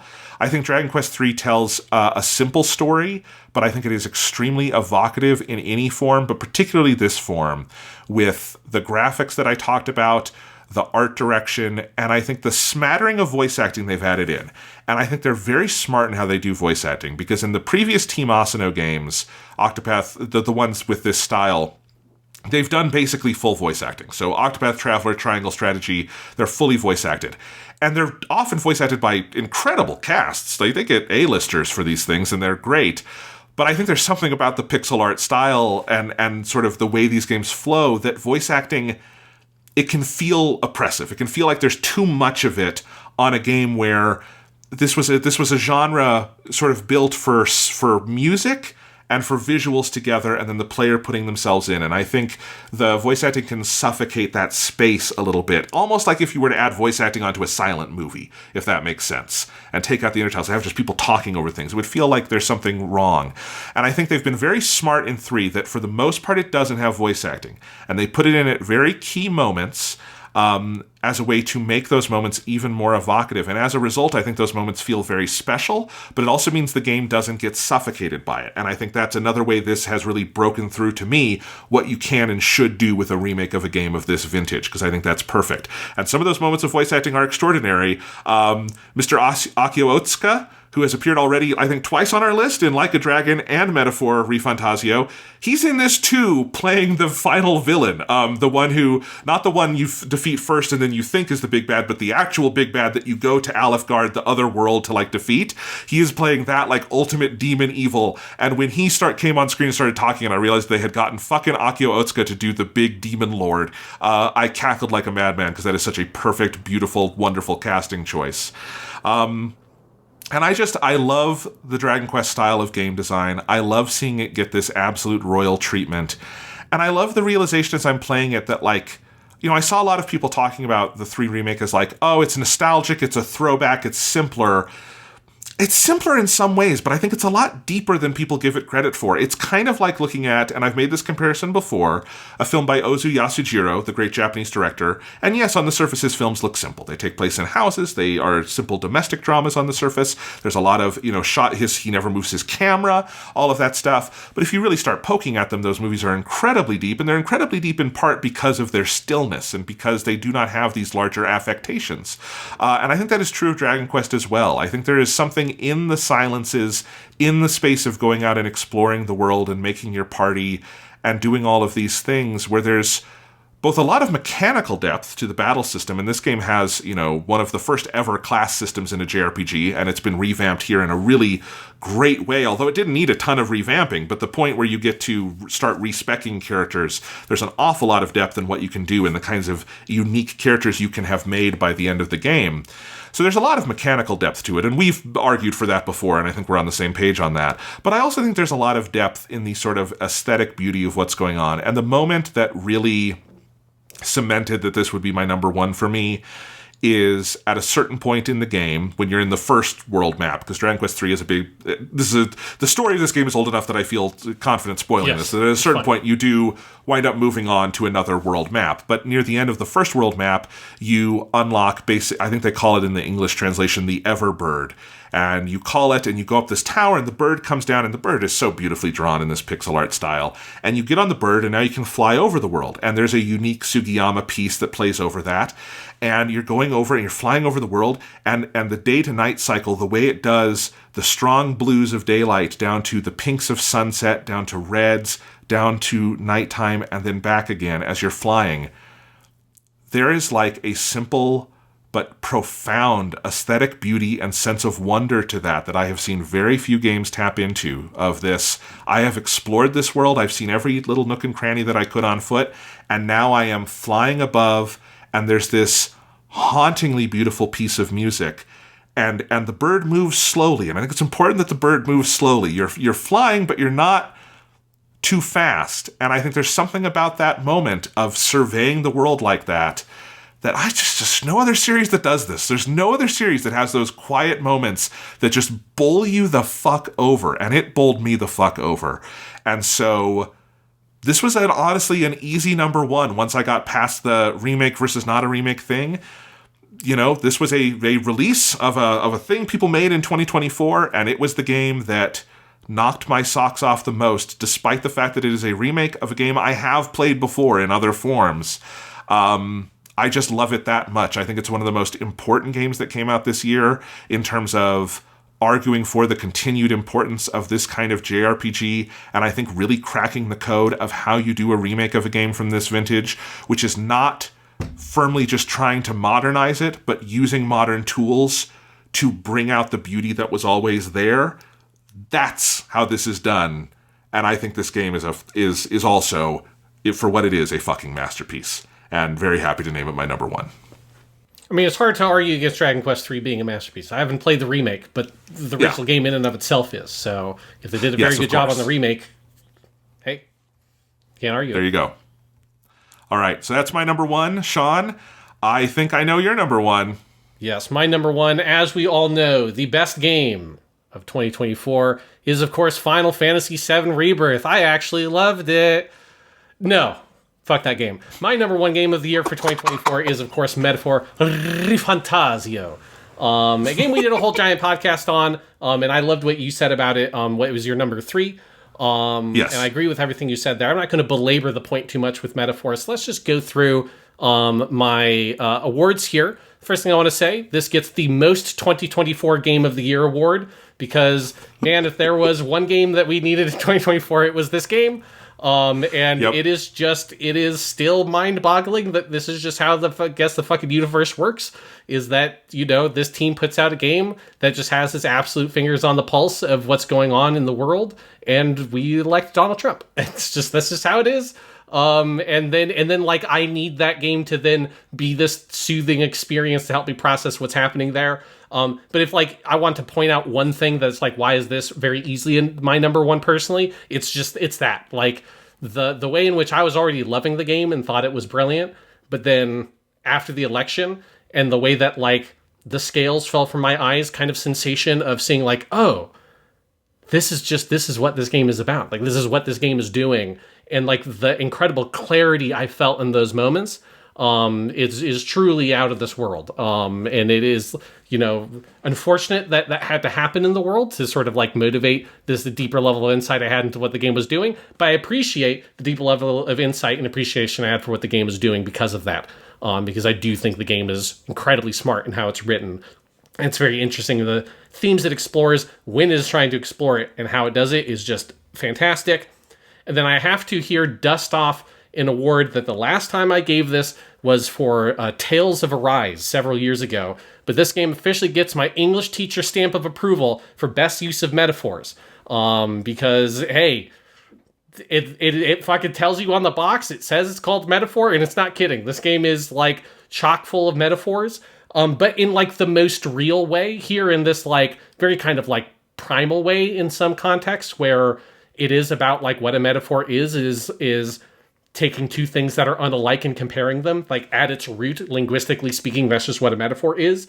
And that's what this game is from top to bottom, in terms of its art, in terms of its music, and also in terms of, obviously, then what you normally think of in terms of metaphor, which is like the characters and the story and the plot and how those things work are telling you, using that contrast to communicate this like sort of symbolic message about the world that we actually live in. So it has those sorts of metaphors, but it also has just like these sort of really raw metaphors that are generated by like making you fight a Hieronymus Bosch painting in a modern JRPG. Like, that's fucking weird, and it's great. So best use of metaphors.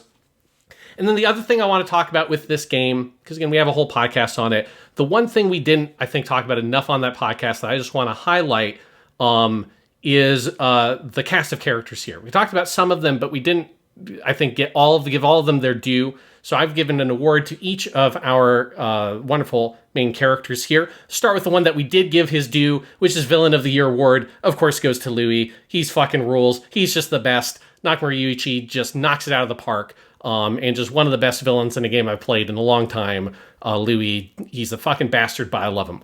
So that's my villain. Let's go through our party members. Otsuka Akio of the Year Award goes to everybody's favorite bat, Haizame, or Haizame, I believe is what he's called in the English version. There have been many Otsuka Akios in 2024, including, I didn't know about the Dragon Quest III one, but there's that one.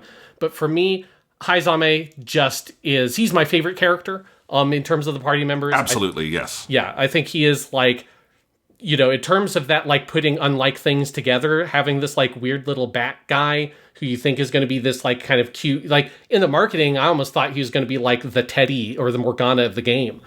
Because he looks like this cute little mascot, and then he talks, and it's it's Solid Snake's voice comes out, and you're like, oh shit, okay. And he's a little samurai ninja guy, and he's like says like Sesha and all that kind of stuff. He's very like hardcore bushi samurai dude. But then also his story, and I think his like social link is one that highlights the kinds of stories this game can do that Persona can't, is super touching about him dealing with the death of his son, and he has his son's bones, and he's trying to find the place to bury him. And you're wandering the world with him, trying to figure out what to do. And the way in which the bond that the main character has with Haizame becomes almost this pseudo father-son kind of relationship, I think is really interesting and just super different for the kinds of games that this team has made. But it's also just very touching. And honestly, like, they're just different for like JRPGs in general. Like, he's just kind of a strange character that you don't really like expect to pop up in this game, and he really makes it come to life. And his whole section of the game is also great with the like kind of woman who rules that town that has like the baby monster and all that stuff that he's involved with. Really, really phenomenal, and just a great character and an incredible performance by obviously like one of the best living voice actors today. Let's get through some of our other characters here. My Pointiest Ears Award goes to Hulkenberg, but she also gets my hardest name to say in Japanese, or the name that I suspect that they had a contest to figure out what's the hardest name in Japanese we can do, because Hulkenberg, which I assume that's how they pronounce it in English, in Japanese it's Hürkenberg. Hurrikenberg. Yes. Like, you almost have to turn Swedish to say it in Japanese. It's fucking wild. And hearing all these like great voice actors trying to figure out how to say Hurkenberg, it's pretty crazy. But I love her. I love that they one thing I think with her is that they avoid the whole kind of trap that Persona has, and I think it works fine for the games that Persona is, but she's not a romance interest. They don't like imply she could be a romance interest. They don't ever imply that she feels about the protagonist in that way. And I love that she gets to just not be that, because I think it's like just too easy for these games to go to.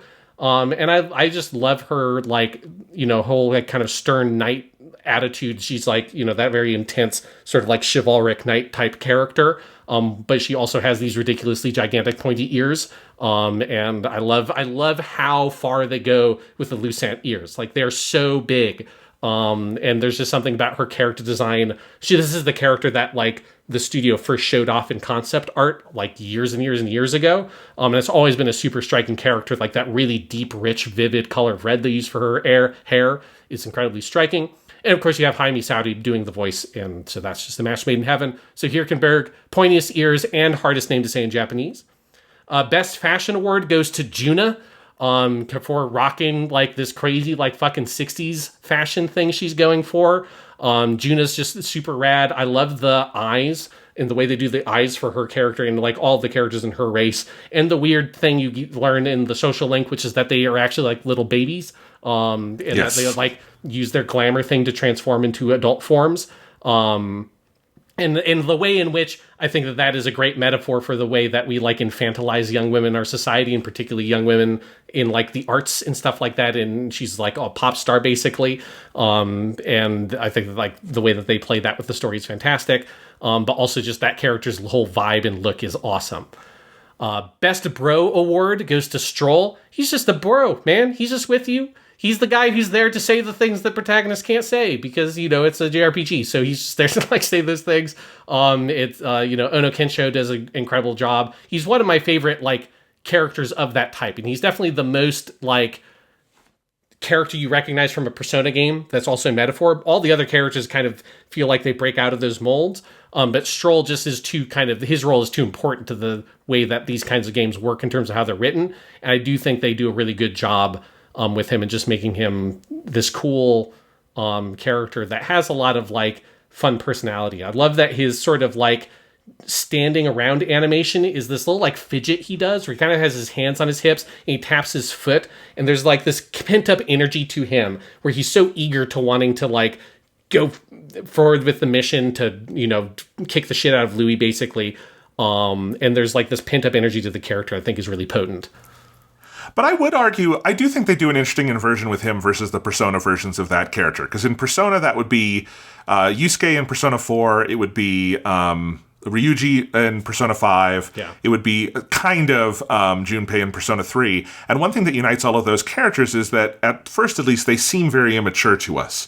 They are the people, they are teenage boys, and they're dealing with teenage boy shit. And the thing about Strohl is that he is very firmly an adult, and his whole arc in the game is about figuring out how he should deal with his responsibilities as a lord, as part of the landed gentry, and what his responsibilities to his people are. And he brings it's one of the things I think is striking right from the outset of the game is you recognize this character type, but he's so adult and he's so upstanding, and that is his whole thing is how to deal with being upstanding in a world that is not upstanding. And I think even they're grappling with that in interesting ways. Very true. And if Strohl is our best bro, we also have a best boy, and that's Basilio, our dog man. Basilio is one that he's least served because he's the guy who's in charge of the area of the game that feels like it needs another dungeon. But at the same time, obviously he is like a bigger part in the story before he becomes a party member along with his brother.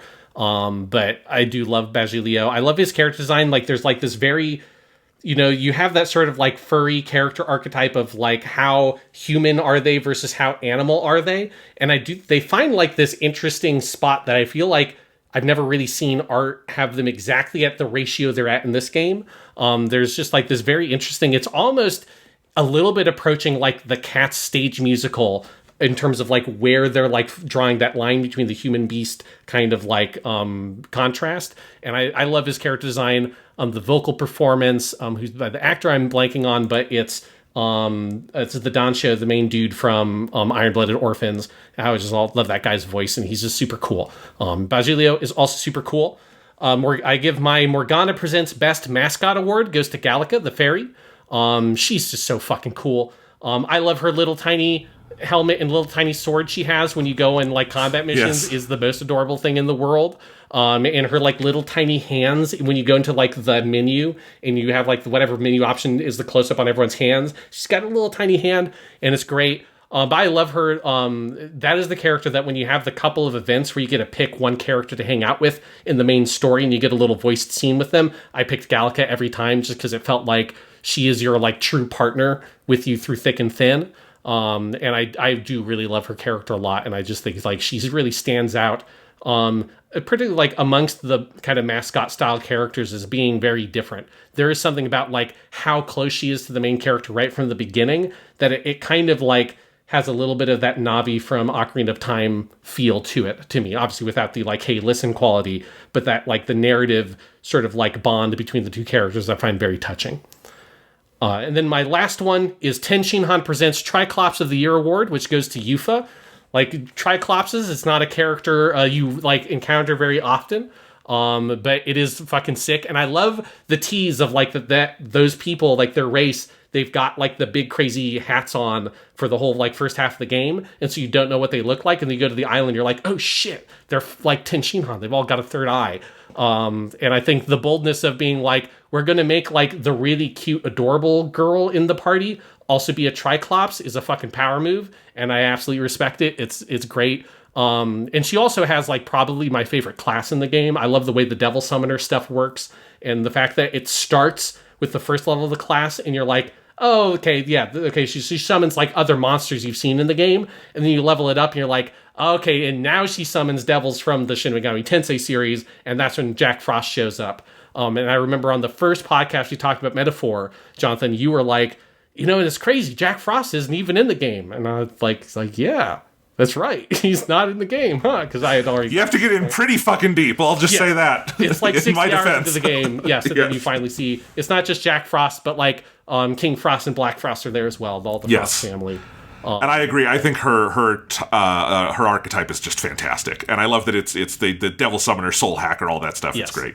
Yeah, it's great stuff. So it's a great party, and just traveling the world with this weird group of, fools is just a great time. That road trip quality of the game only works because all the people you're with and all those characters you're with are so vibrant and so interesting. And that was the thing. We just didn't have time to really shout out all the party members on that podcast, yes. So I wanted to use this space to do that, because this game rules, and that is why it's my number one game of 2024. Awesome. And I'm glad you have it there. I'm glad we got to talk about the characters a little bit more. And I think these were two fun, good lists.